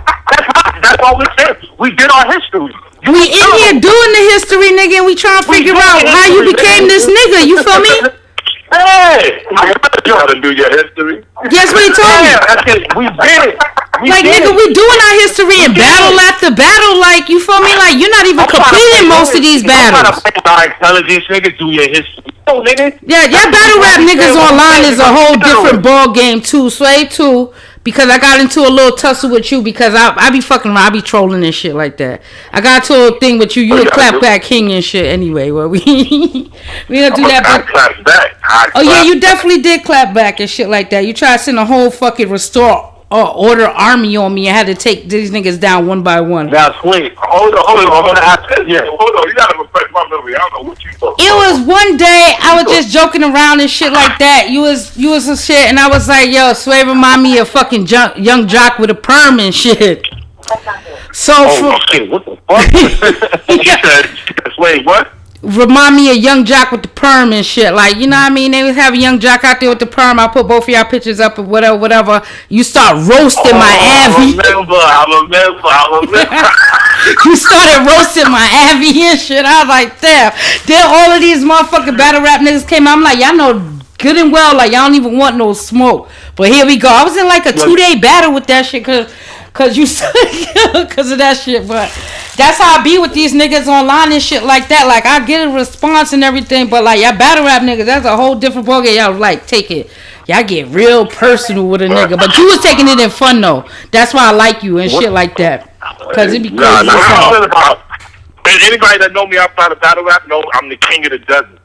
I got big glasses. I grew up with big glasses. Yeah. You know what I mean? Listen. I had a defense mechanism all day long. Because niggas ain't gonna snap with me.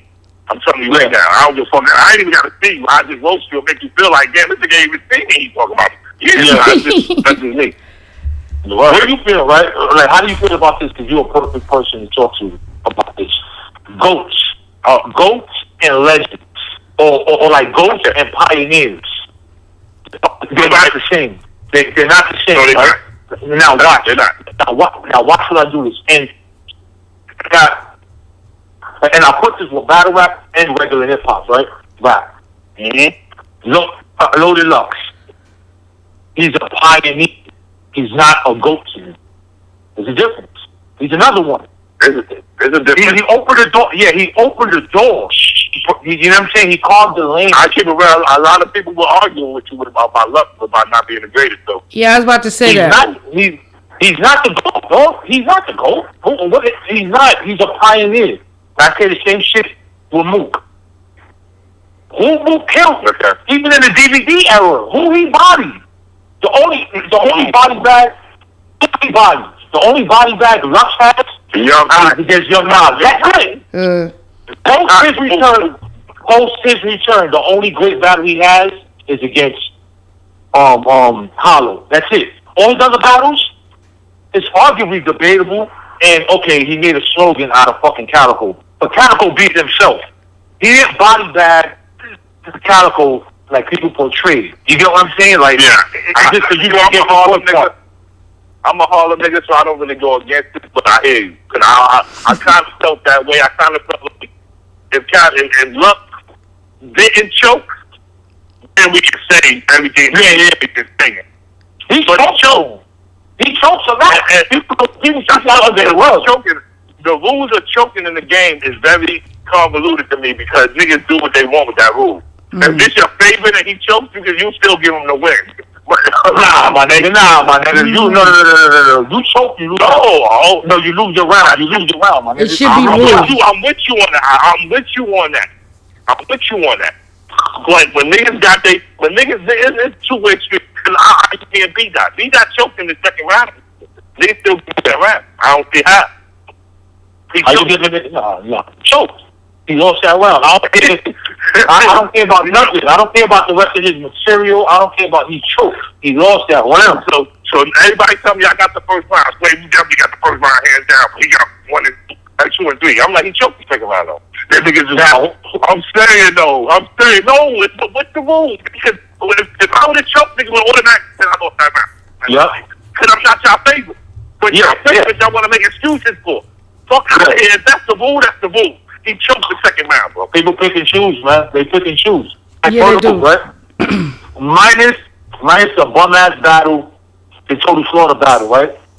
He beat Luck, clearly. Who has murdered and killed? Who has he killed? What Young Hot. That's the only nigga he killed. No. No, I'm talking about Mook. I'm talking about Mook. Mook is the only nigga Mook killed was Young Hot, my nigga. Oh yeah, Young Hot. That's it. Yeah. That's it, my nigga. And that's the nigga that ain't even a battle rapper. He did one battle. Yeah. He's supposed to kill that nigga. Yeah. He didn't kill. Yeah. I ain't seen him hot before, and I ain't seen him since. I ain't never know who that nigga was when they had him battle. He came back against Iron Solomon in a trash battle, a long battle, battle. That shit was so horrible, my nigga. I was like, yo, that shit was whack. Like, no replay value.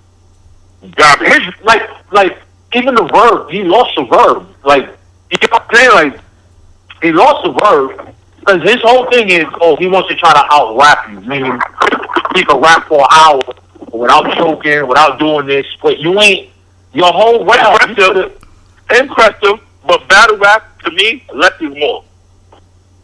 If you can get your point across, the way you can if you gotta spend 21 minutes to get your point across, you lost to me. Trash, yeah, like the whole 20 minutes. Too much. He could have broke that. He could have broke his third round into 3 rounds. That battle was longer than Aretha Franklin's funeral. That battle was long. Yo, that shit. That battle's still going on right now. That shit longer than an episode of Power, B. Yo, for real, I was watching that battle. That battle was longer than an episode of Power. That's a fact. I was watching that battle. I went to the bathroom, took a shit, shaved, showered, came back. This nigga still rapping. Came back, this nigga still rapping. I said, oh man. I said, yo, oh come on, dude. Like I grew up on him. You get what I'm saying? But if you really want to get technical, what the modern day era? He's done nothing. He ain't killed nobody. He's done nothing. Same shit with Lux. Well, Lux is more the field, so I'll edge it to Lux. But Lux be choking too. He choked in the 2-on-2. People give him a pass for that. Nigga put on a gray hoodie, and people forget it. You get what I'm saying? Nigga put on a gray hoodie, and he said some fire shit. He's another one. He creates moments. He's not wowing me for 3 rounds. Battle rap been about moments for the past couple years, though, my nigga. Yeah. Ain't nobody really checking. No. But he got. I have him losing to Arsenal. He lost to Arsenal. I don't care if you want to call it fake personals. I don't care if you want to call it fake personals or not. It's not, the personals is not it. It's the delivery. And he did well. And I didn't like that kung fu shit that he had. It was like, yo, come on, what are you doing, my nigga? Yo, you know I'm a martial artist, right? I'm gonna tell you some shit that bugged me about that battle. I'm a martial artist. He had kung fu gi, which is Chinese, but these people had Japanese garments on behind them. Dang. Yeah, Chinese. Yeah, it's like, yo, you all fucked up. Right? He got 2 different cultures. I mean, it was a big thing. It was a big ass stereotype that he did on stage, basically saying all Asians are the same, but it's not true. That's like, that's like calling it Dominican. That's like Puerto Rican. That's like calling it a Puerto Rican. It's not the same, brother. It's not. They're not the same. You had a Chinese garb on, and then the people behind you had on Japanese geisha clothes. Dang. Like, oh, yeah, fucked up. This shit is all off. Now, nigga studied nowhere, not even one book. Wait, before we get out of here, right? Before we get up out of here, fuck battle rap. Let's talk some hip hop. Give me a top 10. The sauce. Give me a top 10. Yep. All time. Rappers? Okay. No particular order. We give it a run, rap. Coogee Rap. Alright. Let's go. Number 1. Coogee Rap and Big Daddy Kane they kind of started the one for me because those are the 2 niggas that molded me as a rapper. When I heard Raw, Big Daddy Kane Raw, that's the song. Here I am. That's the shit that made me go, yo, I want to rap. I'm a rap. That verse, that's the song. That verse. Here I am. R-A-W. A terrorist. Here to bring trouble to phony and I move on. That verse right there, I thought, and then I was selling crack because I was 12 years old. So yeah, G-Rap speak street to me. You feel me? G-Rap the street. G-Rap was my soundtrack. You know what I mean? I used to have a Walkman back in the days with no rewind button. You had to take the tape over and turn it over and fast forward to rewind this shit. I used to do that shit all day with G-Rap, One Dead or Alive album, bro. That shit. I think he's highly underrated to me. I think he could do it all. I think the only thing he didn't master was like the commercial success. Everything else he could punchline, do. He could punch, he could tell a story. He's lyrical. And he got a crazy flow. Yeah, he's lyrical. Yeah. Fire, yo. The man of me. He's a cool up. Yep. We gonna go with. I ain't gonna go keep it old school. You know what I mean? So I'm gonna say Nas and Jay-Z, of course. Redman. Hey. Back to back hitters. No, the song. The finisher list. The finisher list. You said top 10, bro. You said top 10. Yeah. No. I got RJ 3000 from Outkast. Oh, God. 2 niggas I hate the most, my nigga. This out of his top 10. Keep going. Keep going. Yo, no. Don't tell me he's trash. Don't say he's trash. He's overrated. you got Redman, overrated. Them niggas is overrated. You fucking all the way to talk to this man. Yo, let me tell you why. Let me tell you, I get into arguments with niggas all the time. This is not the this is two. But you can't. Andre 3000 has no classic solo album. You can't put him over niggas that time. He only got one solo album. If you got that Outkast classic album. Well, come on, man. Come on, man. Not right now. I'm not with him on solo album. The Love Below. Yeah, and that shit was trash. He's singing on it. He's singing on it. Nigga, nobody want to hear that ass sing. Hey, y'all was not trash. I'm not here. Come on, man. I disagree with you with that. I'm not going to totally disagree with you with that, because I wasn't a big fan of the Love Below. But Outkast album, that boy be going crazy. No, Outkast has a group. Love Outkast. I think people overrate them sometimes. You know, I think people overrate them sometimes too. But I love Outkast. That's also Starface. Hold on. Back to that man. Go to that man. Go ahead. Let me hear what you say about this shit. Because this shit, you might get it all out. No, oh, get the fuck out of here. He's not even the same way. Yeah. You crazy. No, he's not. I'm like, go ahead. I'm going to hear your explanation. I'm going to tell you why. I don't get it. I think he's like a... Yo, dude. He's like an elevated version of like Craig Mack to me, my nigga. He's like the Craig Mack. Get the fuck out of here. Hey, yo, every show this nigga say something crazy about this man. Yo, listen. Hold on. What's the album? Mack wasn't whack. Rest in peace, Craig Mack. Craig Mack wasn't whack. And if you say that man is an elevated version of that nigga's tight. Nah, Craig Mack was trash too, my nigga. But that's another story. That's trash, my nigga. Trash. Just like do the bag. Get the fuck out of here, nigga. Listen, you got What the album? Okay, it's a dated classic. Like you got What the album? Yo, would you a Dog Effect fan? I think a few songs from man. Like I like Death Squad. The whole you can't front on Craig Mack thing. The Dog Effect is a bum stickly bum. That's like them niggas say the same dumb shit, bro. They got a few songs. No, they do. I'm a Craig Mack fan, but I admit Craig Mack was a mumble rapper. Can I get down? Get the fuck out of here, nigga. Come on, listen. Craig Mack, I ain't you better eat the vegetables. What he said? I'm incredible. You better eat the vegetables. Get the fuck out of here, nigga. Oh my God. You're not doing that. He said that line in the other joint. He said that line in the Get Down, his other joint. You better eat the vegetables. You better eat the fuck out of here. Oh, that was so... that was so trash, my nigga. I said, what is this? But anyway, Redman, he had What's the album? I think he dated, meaning like it didn't sonically grow. It came out 92. Some shit's supposed to be dated. Everything not supposed to travel. There was a dark side. No. That's some shit that came out back then that I can still listen to right now. Be like, this shit is still fire. That shit was before its time. That's the difference. First of all, I'm gonna keep it real. Redman got my favorite album of all time, Muddy Waters. Muddy Waters. Get the fuck out of here. Of all time? Of all time. My favorite album of all time. Nigga said of all time, son. That's his salvation. He can't relate. He don't know better. That's his salvation album. Because there's a dark side. It's an amazing. I didn't like that. This is a straight through. For its time. It's crazy. Listen, I'm Brexit. That's his album, right? And then he comes out with Blackout with Meth. Stick him again, fire. Because they both is on their way out. Let's keep it a buck. They both is on their way out at that time. Let's keep it a buck. Man, he didn't. That's your friend. I know you gotta be biased. No, hold on. No, I ain't gotta be biased. I'm gonna be honest. And on his way out, Method Man dropped the ball as a solo artist. He didn't blow up millions. Method Man is part of Wu-Tang, and Wu-Tang ain't never really gonna go nowhere, bro. I'm gonna keep it real with you.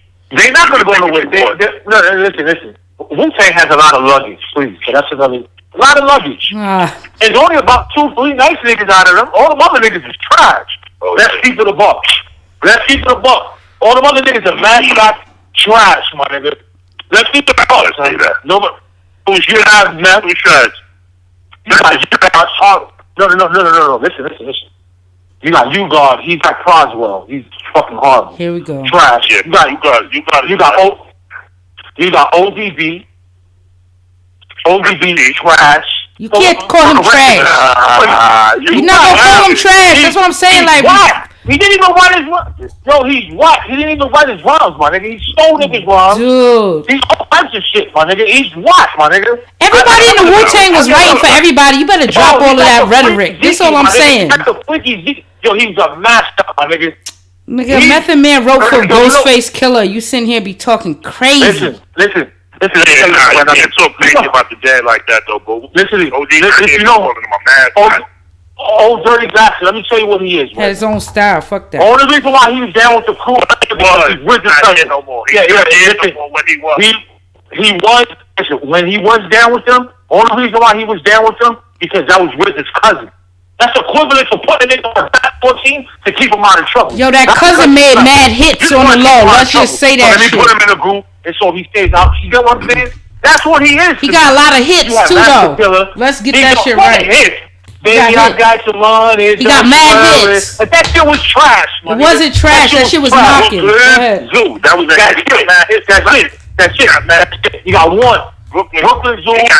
Shimmy, y'all. Shimmy, yeah. You got a couple hits. Y'all keep saying 1 and 2, but y'all keep singing the songs. I didn't like that shit. All right.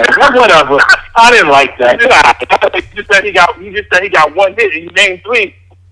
You got mad hits on the board. You want to call them shit hits? You want to call them shit hits? They got play everywhere. Thank you, Swave. All day long. You heard. But how it went? Baby, I like it raw. Yep. You know that shit everywhere. He had the remix with Mariah Carey. Me and Mariah go back like baby if pacifiers. Yeah, nigga. Who got Scarface? Who else you got? Right? Hold up. Mariah Carey, bro. Hold up. Go back. That baby was a pacifier. Yeah. All right. Who we got now? That nigga had hits, bro. He had hits. OD had hits, bro. You can't deny that. Hold up. He said Scarface? I thought the Scarface had it, yes. Love Scarface. I love Scarface. I love one of the greatest storytellers ever. Scarface is your favorite rapper's favorite rapper. Let's just put it like that. No. He's dope. He's the dope. He's my favorite Southern rapper, yes. Golden South, yes, he is. I'm a Snoop fan, but Snoop not a real lyricist. I gotta go with lyricist off the West Coast. I like Cook It Out. All right. I know, yeah, that's my man. That's the homie. He's dope. He's nice. But I think he didn't get popular until he got with Slaughterhouse. Where that kind of elevated him. Where like a lot of people don't even know he was signed to Death Row at one point. Death Row when he had braids. They had braids and all that. Yeah, oh, yeah. I know too. Right. I was up on Cook It Out. You said what year? No. He had braids. He had cornrows and all that shit. I remember him back there. No. He got to Death Row like 2005, 2006. Yeah. He like the early 2000s he signed to them. But he didn't go there with them. He got with Slaughterhouse. But Death Row folded though. Death Row was in the... Yeah, they signed them when they out. They was on they out. Yep. Yeah, but I think he didn't get popular like that. People don't really start fucking with him like that.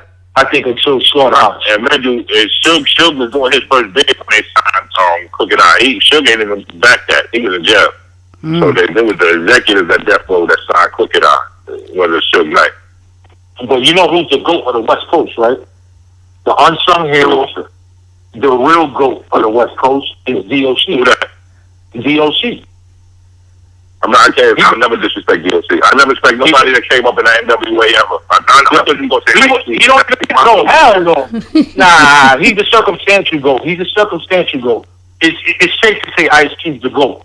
DOC's the real GOAT. He wrote all that. He put DOC over Ice.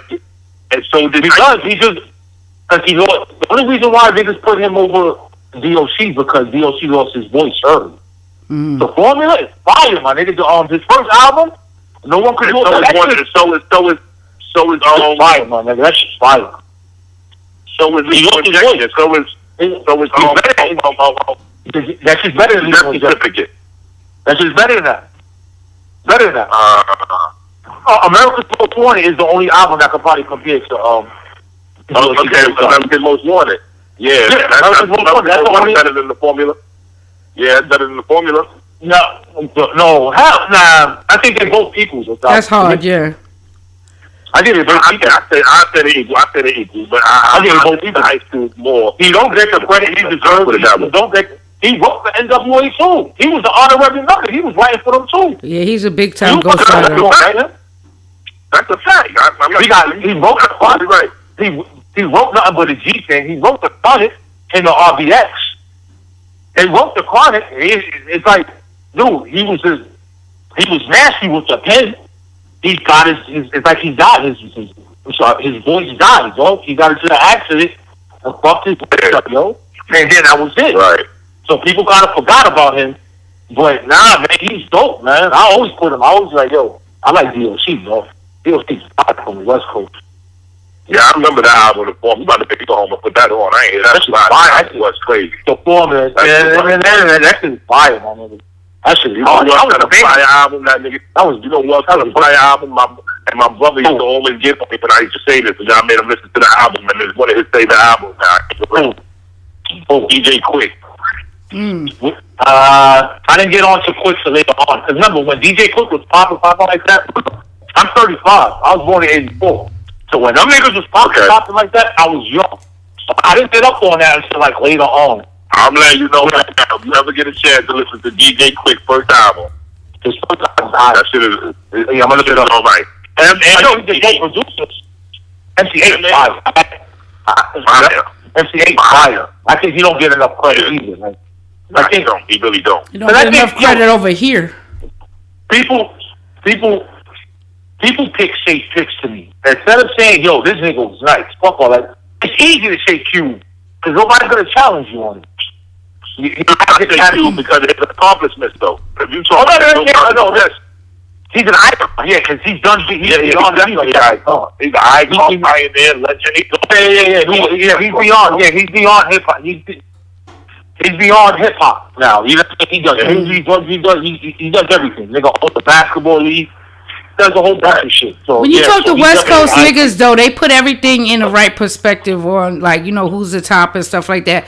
Over here, like, everything, you know, came to us a little later, or we wasn't up on it in real time and stuff. But when you talk to West Coast niggas though, they tend to keep that list real strong with, like, everybody you've been naming, to be honest. Right. Who else? Like, I think Ice-T don't get burned like he should. Ice-T should definitely. Yeah, he don't. I like Ice-T. This is weird to me saying, because I know Ice-T is a rapper, but I never looked at Ice-T as a rapper, bro. For some reason, Ice-T always reminded me of my uncle or something, some OG nigga that would just teach us. It's like he was using rap to just teach us lessons in the street, bro. Yeah. I know it was rap. But it's like every time I listen to an Ice-T song, it's just like, yo, this is my OG right here. Right. I listen to this nigga, he told me. And he was acting early too. He was acting before Cube, I believe. Was he, or was Cube acting? He was acting early. He was in movies early. But New Jack City came out before all that shit. So, hold up, it came out before Boys in the Hood? New Jack City? Yeah, it came out before Boys in the Hood? 92. Boys in the Hood came out in 95. Okay. 95? Okay, I gotta look. Okay. It might be. It might be. Yeah. I know for a fact. New Jack City came out in 92, 93. I know for a fact. Okay. Now, one more thing, because I know you gotta go. Ghostwriting in hip hop. Is there a place for it? Like, where do you rank the greats that had ghostwriters against people who don't? Meaning they write their own shit. Like, how do you manage that? Okay, now, you know I had record deals before, and I can tell you, when I was signed to Universal, yeah, they offered me a ghostwriter. They offered me a ghostwriter for 2. I'm going to tell you why. They offered me a ghostwriter for 2. I didn't take it. Because as a true MC, I'm like, hell no. But they offered it, I'm going to tell you why. And I couldn't even be mad at why they offered me a ghostwriter. But I'm going to tell you why. A lot of my songs at the time was based off street shit, or my experiences. And I ain't really have too many party joints or too many booty shaking shit. I ain't have that. So, yeah, I could have wrote one, but they wanted it to, you know, when you write one for the first time, it may not be your best, but it's your first time doing it. You know what I mean? Yeah. So they try to get a ghostwriter that's proficient in that form of writing to make me a hit in that style of song. I declined, and I just did one myself. That came out kind of all right. They liked it. But also the deadlines. When you're working on a whole album, you writing all these songs at once, and you got a deadline to have it in, they'll offer you a ghostwriter to help you write. Yeah. So it's like a label's way of helping you keep your appointment, basically. Yeah. So I know I'm not mad at that, but when you got niggas that's out here fronting like they vote shit and they got secret ghostwriters, that shit is whack. That shit is cold. A lot of niggas got ghostwriters. No, a lot. Yeah. Because I always say this: a lot. Every real true MC despises that. They don't count. You know what I'm saying? You're an entertainer. You're not an MC. You're not. I can't put you next to like I can't put you next to a box or somebody. I can't do that. Like you can't. Like Drake. Everybody was fucking with Drake and everything about this Quentin Henson nigga, and it's like, okay, Drake, really? But at the same time, I know niggas, my nigga Victor Pagante is a good friend with Drake, and we know Drake's writing all out. We know Drake is actually nice, but he was just under that pressure at the time. He had nothing but hits on the chart. Right. Yeah, so I got to pick that up. To deliver. And as a writer, after writing bad songs, after a while, you dilute your brain, my nigga. You start coming up with bullshit. Even in battle rap, I be like, yo, damn, this shit is whack. That's why I don't write my rhymes in order. I don't write my rounds in order no more. Because you ever notice, if you look at battles and all the good shit be in a nigga first round, because he had a fresh brain. And then when you get to write that second and third, it's like now you writing through a stringer in your brain. Like before the gate was wide open, now it's closing, and now it's sprinkling it. It's not pouring. You know what I mean? So it's like you gotta rejuvenate. You gotta chill, give your time a couple days to, you know what I mean, reset, and then come back to it. Niggas that be trying to write they shit all in one day or all in the same stroke. Niggas be having one verse packed with all them good punches, and they can get in therapy. Yeah. Now I don't do that no more. I respect that view. Another thing I wanted to ask you, Sean Price, my boy Rock. My boy, that's what you say. No. Listen, no. I'm gonna go, dude. He's on my top 10 list too. Okay. No. I got a picture of him. I just can't find that shit. Top 10 list. Black Thought is on my top 10 list too. No, I'm not mad at that. No, I'm not. Listen, I love Sean Price, man. House Skelter in general, dude, is underrated like a motherfucker. Rockness. I'm about to meet up with Rock in like 2 hours. Yeah, Rock. Listen, I had the pleasure of interviewing them. I interviewed Rockness. I interviewed Miss Bernadette. I interviewed Bernadette. I interviewed Smith and Wesson. We had a whole dump down. If one of my past shows. You know the big homie Left-Handed? Of course. That's the OG. I used to do a show with him and another former partner of mine, and he knows them. And he got that. He set that whole thing up with Cynical Smith. We had Smith and Wesson. We did a whole week of interviews with him. That was fire. That was dope. I always say this. I think niggas ain't start dick riding Sean Price and she died, dude. You get what I'm saying? Like everybody started jumping on his shit. I'm like, nigga, that's what I hate. That always happens. That happens with everybody that passed away. I'm like, yo, David was nice before that. He was nice before that. Like, why you? And nigga, like, you know, 100%. Like, you know, Jay-Z and Eminem, they both gave Bernadette $10,000 apiece. Who? You know what I mean? Eminem gave Bernadette $10,000, donated $10,000, and Jay-Z. So she deserves it, man. She deserves it, man. My whole thing is she deserves it when he's alive, though, bro. Yeah, why you gotta wait for him to die, dude? You get what I'm saying? Like, it just doesn't. It kind of makes me mad because it shows me that you was in tune the whole time he was here. But you, but like, when he died, I gotta do something. But you ain't that when he was alive, though. If you was in tune and you knew that nigga was the man like that, you should have did it then, B. That nigga had to do that shit then. There's an ugly rumor, huh? There was a nasty rumor I heard, right? That somebody told me, I'm not gonna say the name or whatever, right? It was like, oh, Sean Price might have won it out. Like later on, like if he didn't pass, I think he would have kind of blamed it. It's not a secret. He said it in his Mike Tyson album. Yeah, he said it. He said that After the door around, a nigga looking for the. He said, no disrespect to Duck Down Records. After the door around, a nigga looking for the exit. He said it. It wasn't no rumor. It wasn't no rumor. He was really trying to, he had multiple deals on the table. I didn't see the thing is the lawyer was nigga. See, I didn't understand. Like I didn't understand that he meant like, yo, I'm leaving. You get what I'm saying? Like I'm not fucking with Duck Down no more. He was never going to truly leave. Boot camp is Duck Down. Duck Down is boot camp. Boot camp, yeah. It's truly leave. He was just, that's all, you gotta understand, this is the only label that nigga ever dealt with since he been in the game. Mm-hmm. He wanted to try something new. He wanted to try something new. He wanted to try something else. He wanted to, Rock did it. Rock had got signed to French at one point. You know what I mean? Since the Western branched out, that last album they just put out, that's not the one Duck Down. That's a fire album. That's a good album, too. That's a fire album. That's a good album. That album is crazy. The whole is dope. But it's not on Duck Down. So everybody on Duck Down actually did it before. You know what I mean? Sean Price is the only nigga who never went nowhere else. Yeah. You know what I mean? He stayed with Duck Down the whole time. And, he was getting mad offers, mad money. He had a daughter. His daughter was pregnant at the time. He was getting offers. So he said that because he was exploring his options. Shout out to Drew Hodge, popped up the way and called him in for a meeting. I heard they raised his price, gave him a higher check, kind of came to his way a little bit more, and he just stayed. Yeah, don't wait to appreciate him when a nigga about to leave. He gotta pull a Kobe. Yeah. He gotta pull a Kobe and be like, yo, give me some help or I'm up out of here, my nigga. Straight cheese. They got him help. That type of shit happens in the game. Though, just in general, like, feel me? An artist is getting better offer somewhere. If I can't, you know what I mean? Y'all can't match this.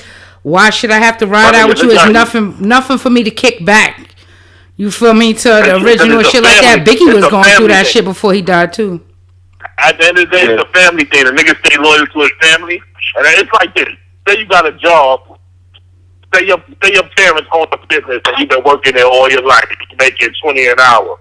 But then you finally get a job offer for $26 an hour. Yeah. You like, damn, I can go there.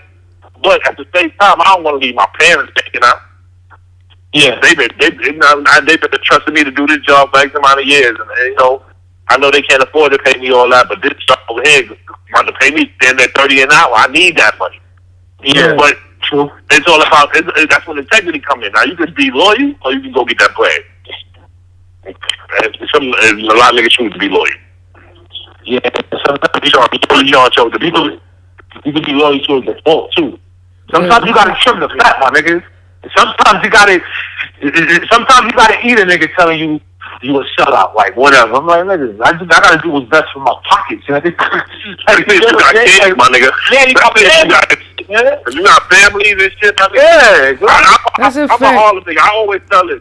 I don't give a fuck what it is. I would never be mad at a nigga getting no people. Especially when you're feeding your family. I don't like no crap. I can't say hate on them niggas. If they feeding their families, more power to them niggas, bro. I ain't gotta listen to your shit. You got enough listeners, obviously. You get me. Exactly. So you good. Just feed your family, my nigga. I can never knock that, bro. And that's what it comes down to. You can't knock a nigga trying to feed his, man. It's always a way to get around them type of deals anyway. You feel me? When you getting a big push from so-and-so, you feel me? Your manager still could be from Duck Down, whatever. You know what I mean? Like, it's a thousand ways to do this shit properly and making sure everybody eating, not somebody just sitting there salty looking at you and shit. Right. It's like I said in the beginning. It's all about communication, bro. Mm. The shit goes fucked up when niggas try to do shit behind niggas' backs. Right. That's when shit get fucked up. Yeah. Just communicate. Yeah. That's how a lot of shit goes down. Speak to them. That's how a lot of shit goes down. Just talking. Yep. You be surprised what talking to a person would do. Like, a lot of times my nigga, this was time when I was little, when I got to the and I was scared to come home and tell my mother. And there was times when I came home and be like, your mom, my bad, I fucked up this. It wasn't even that bad. Yeah. That's when it get worse. Like, you know what I mean? When my mother got to find out on her own. The teachers is calling the house like that's what I'm saying. Like a lot of all week. That's like saying like a lot of niggas don't be having beef. It just be miscommunication, yo. Niggas don't be having beef, yo. A lot of shit don't be beef. It's only gonna take a phone call, dog. Mm-hmm. It's a misunderstanding. It's only gonna take a phone call. You get what I'm saying? All over. Yeah. Once you explain to somebody why you're doing what you're doing, and this is what must be done and shit, you know, you gotta give a lot of people the benefit of the doubt in situations and stuff like that. But don't leave it up to the other person to think about why you're doing something, because they're always gonna think it in a negative fashion on themselves. This is one of my issues. This is one of my issues with Briz. Like, a lot of people don't know. I spoke to Briz. I was on the phone with, like, 2 hours on the phone with Briz. And I mean, I know I was one of the main niggas going in on him. And I was speaking to him. Speaking to him made me lighten up. But also, Briz got a lot of points in the shit he was saying. But he talked about he don't want to say nothing. He quit battle rap. And I told the nigga this, as long as you stay quiet, battle rap for. Yeah, you gonna get on you stay quiet. You ain't gotta quit. As long as you stay quiet, you gonna allow these niggas to paint a narrative, and you gonna allow them to believe whatever's being painted. Listen, battle rap is any given battle. He come back and kill a nigga, we gonna forget about all this shit. This is what it is. I told him that. Briz can't quit. Briz, nigga, relax. Not that serious, dog. Yeah. You need it. Yeah, but like, no, it happens to everybody. It happens to everybody, nigga. It happens to everybody. Yo, how much shit happens in battle rap to people, to different battlers? And like, yo, it's embarrassing or this happens. Like, dude, like it happens, dude. Shit happens, my nigga. You're not the only one who got black. They got this nigga on camera. They got this nigga on camera holding the door. K-Rock. How you think he getting? He getting it. That's what everybody getting. The longer you sit quiet, the longer it's gonna linger, because everybody's gonna allow. Wow, nigga, they gonna after a while they gonna want to see him because they mind's gonna be made up on them. That's really like disheartening to hear. Briz makes good regular music. He makes good regular fucking music. And like, he do though. On some real shit. On my note, because I really listen to all these niggas that be trying to put all that. He makes good regular music in my eyes and shit like that. I ain't gonna knock him for that. I've been listening to music, but I listen even more because I got the Restore Order show, and I'm playing his videos. I'm not playing no wax on my show, so I actually go through niggas' songs and see what I'm gonna play. And niggas be having some good shit, bro. Who's the best battle rapper in your opinion, Slave, to be honest? The best battle rapper that makes the best music? Yes. To me? I can't lie. He don't got no bodies, but who certainly make good music. He makes the best, because you know what? He's in a pool full of trash. So that's the only reason why his shit stands out. He don't make the best. Geechee makes good music. Suge makes good music. Briz makes good music. Compared to all the other battle rappers. Compared to other battle rappers, I want to say Geechee over Sue. I don't care. Money, stop. You gonna say Shaka and Suge make dope music too? No, he do make dope music. He got a couple dope projects out. Good music. Good favorite battle rapper. No, he doesn't. Stop it. No, he doesn't. Who? That's my boy. That's my favorite battle rapper.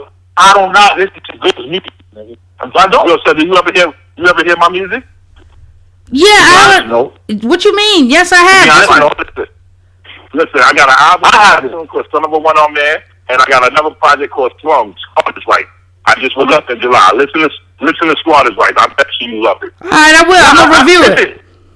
I keep it a buck. Listen, I keep it a buck. If I like it, I'll be like, yo, this shit is fire. If I don't, I'll be like, I'm just like, it's a pro.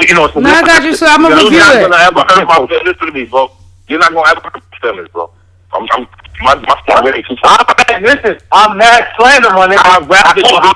I'm calling how I see it. That's all I do. Nigga, listen, that's all I actually call it how I see it. That's what I actually. But I'm not But I don't hate for no reason. I'm not just saying shit because it just sounds cool. If I fuck with you, I'll be like, yo, that nigga fire. If I don't, I'm gonna be like, nah, that shit is. No, I'm gonna review. I run a whole nother system of that shit. Mm-hmm. Swave, listen, stream, cop, drop. I will review your album on that shit. I'll send you the link when I do it. Because you're right, no problem. And I'm gonna send you when I hang up. I'm gonna send y'all the link to the album so y'all know exactly which one I'm talking about. All right, cool. All right, bet. Yep, do that. Yo, man, thank you for coming on our show, my nigga. For real. Nah, thank you for having me, bro. Nah, thank you so much. I appreciate that. Don't be a stranger. I like this. Nah, y'all don't get that. Y'all got my number here. No doubt. Frontline podcast, Swave Sevah, Harlem Zone. Always on the front line. You know what I'm saying? Always on the front line. On the front line. That's what we do, baby. All right. Peace. Yo, I'm gonna keep in touch with Swave. You heard? Yo, we store order every Monday. Yup, order. Yeah, Sevah's a podcast nigga. Order. Yes, I was watching that. You a podcast nigga. Yeah, I am. My man told me to. There's no good reason, though.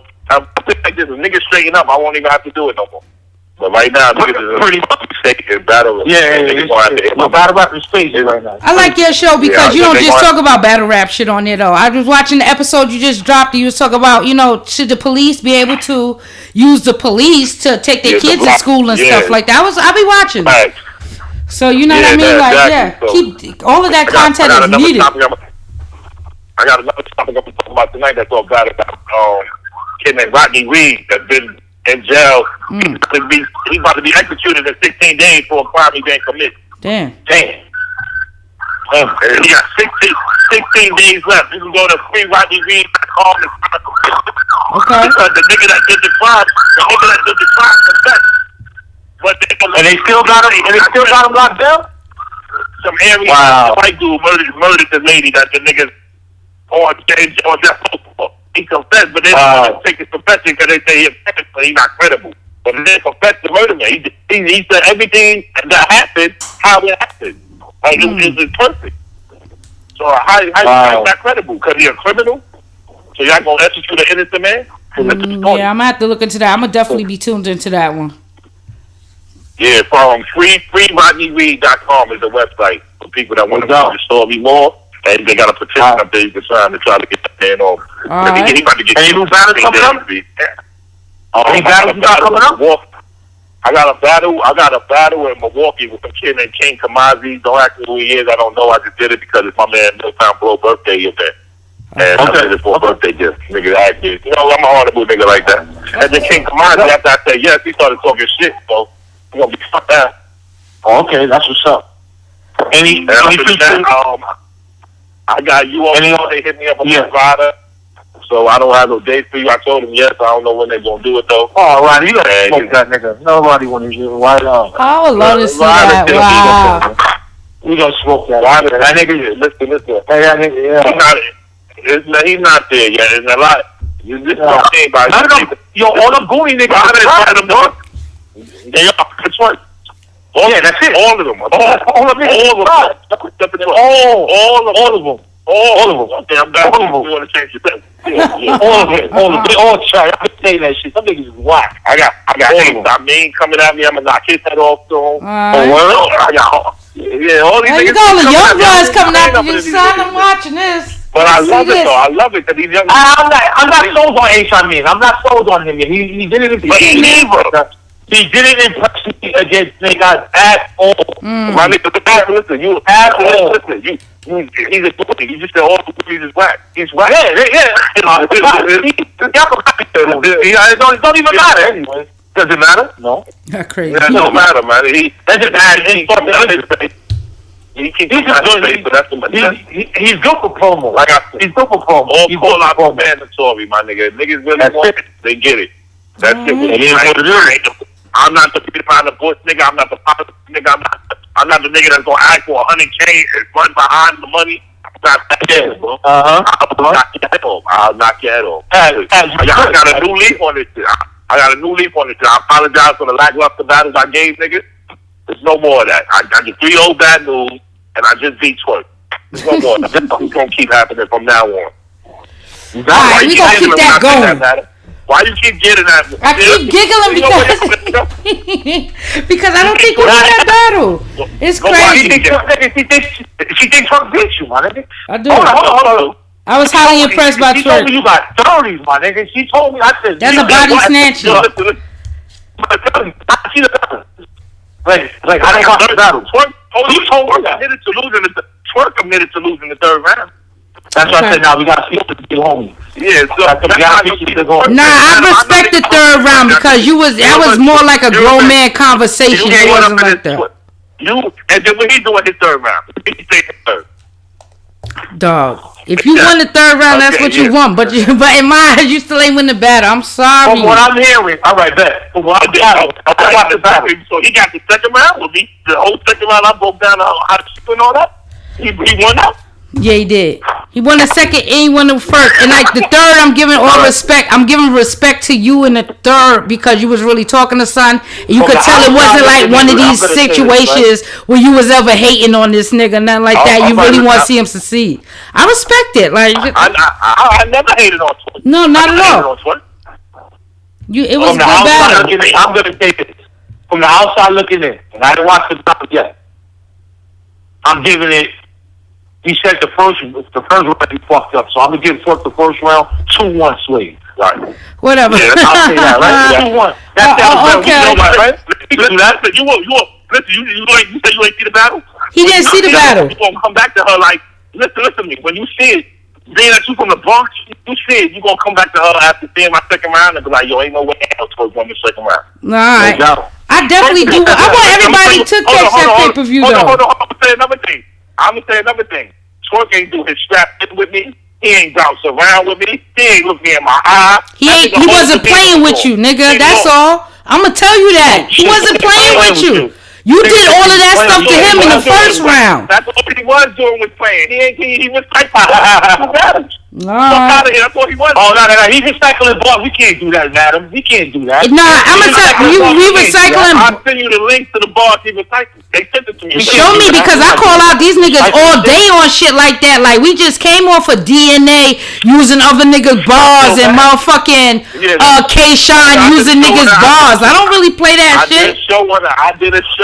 I don't play it. You know what you never find? You never find Swave Sevah doing it. I ain't mad at you, Swave. I ain't mad at you for that, Sway. I do want to encourage everybody to get that pay-per-view to get their own mind around it because, like, you know what I mean? It was a couple other good battles on there, like DNA versus Chilla Jones and shit like that. I think DNA lost 3-0. You feel me? Chilla ain't come there playing with him. Geechee and Don Marino was on. That was fire, too. And Geechee surprised me, and that shit was hard.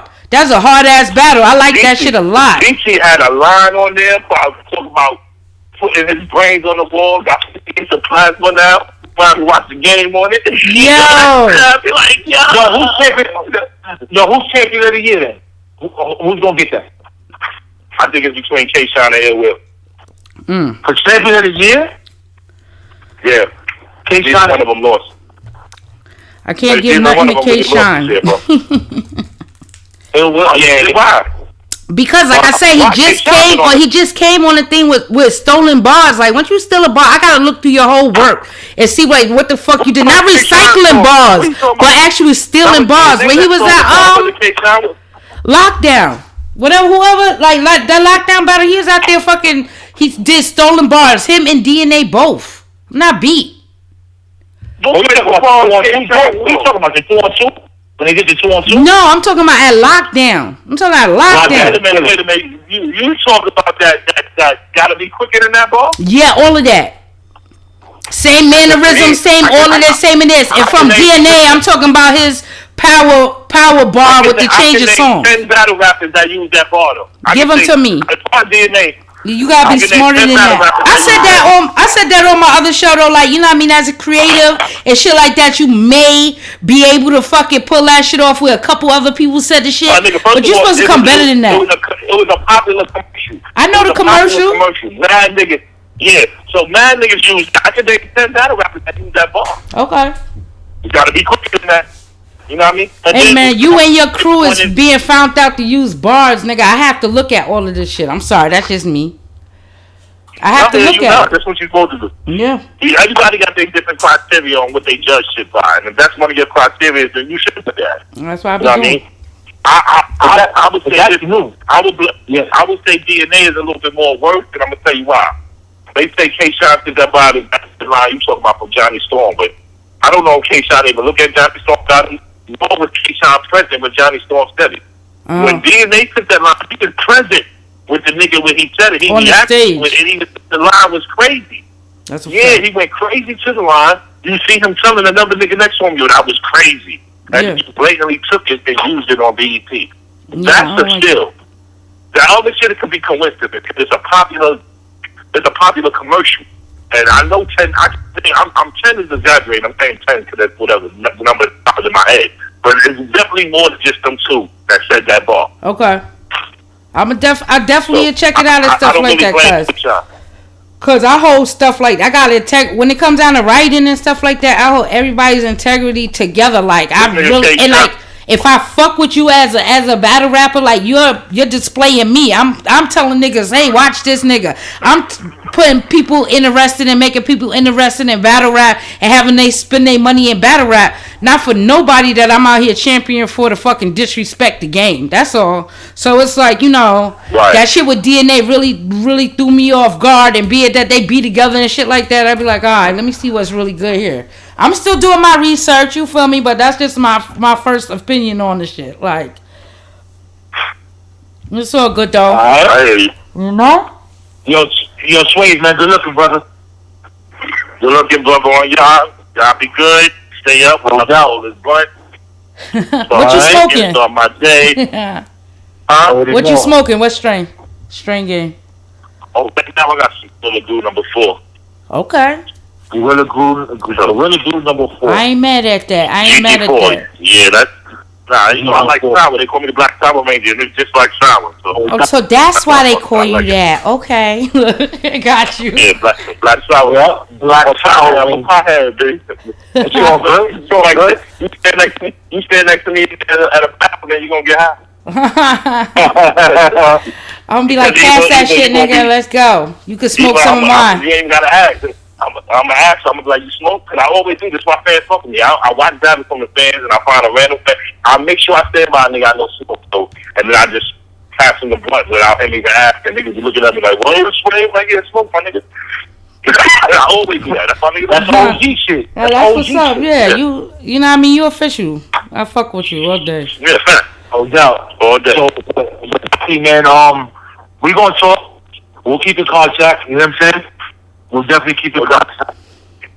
All right, peace. Y'all be safe. You too, Swave. Thanks. One. All right.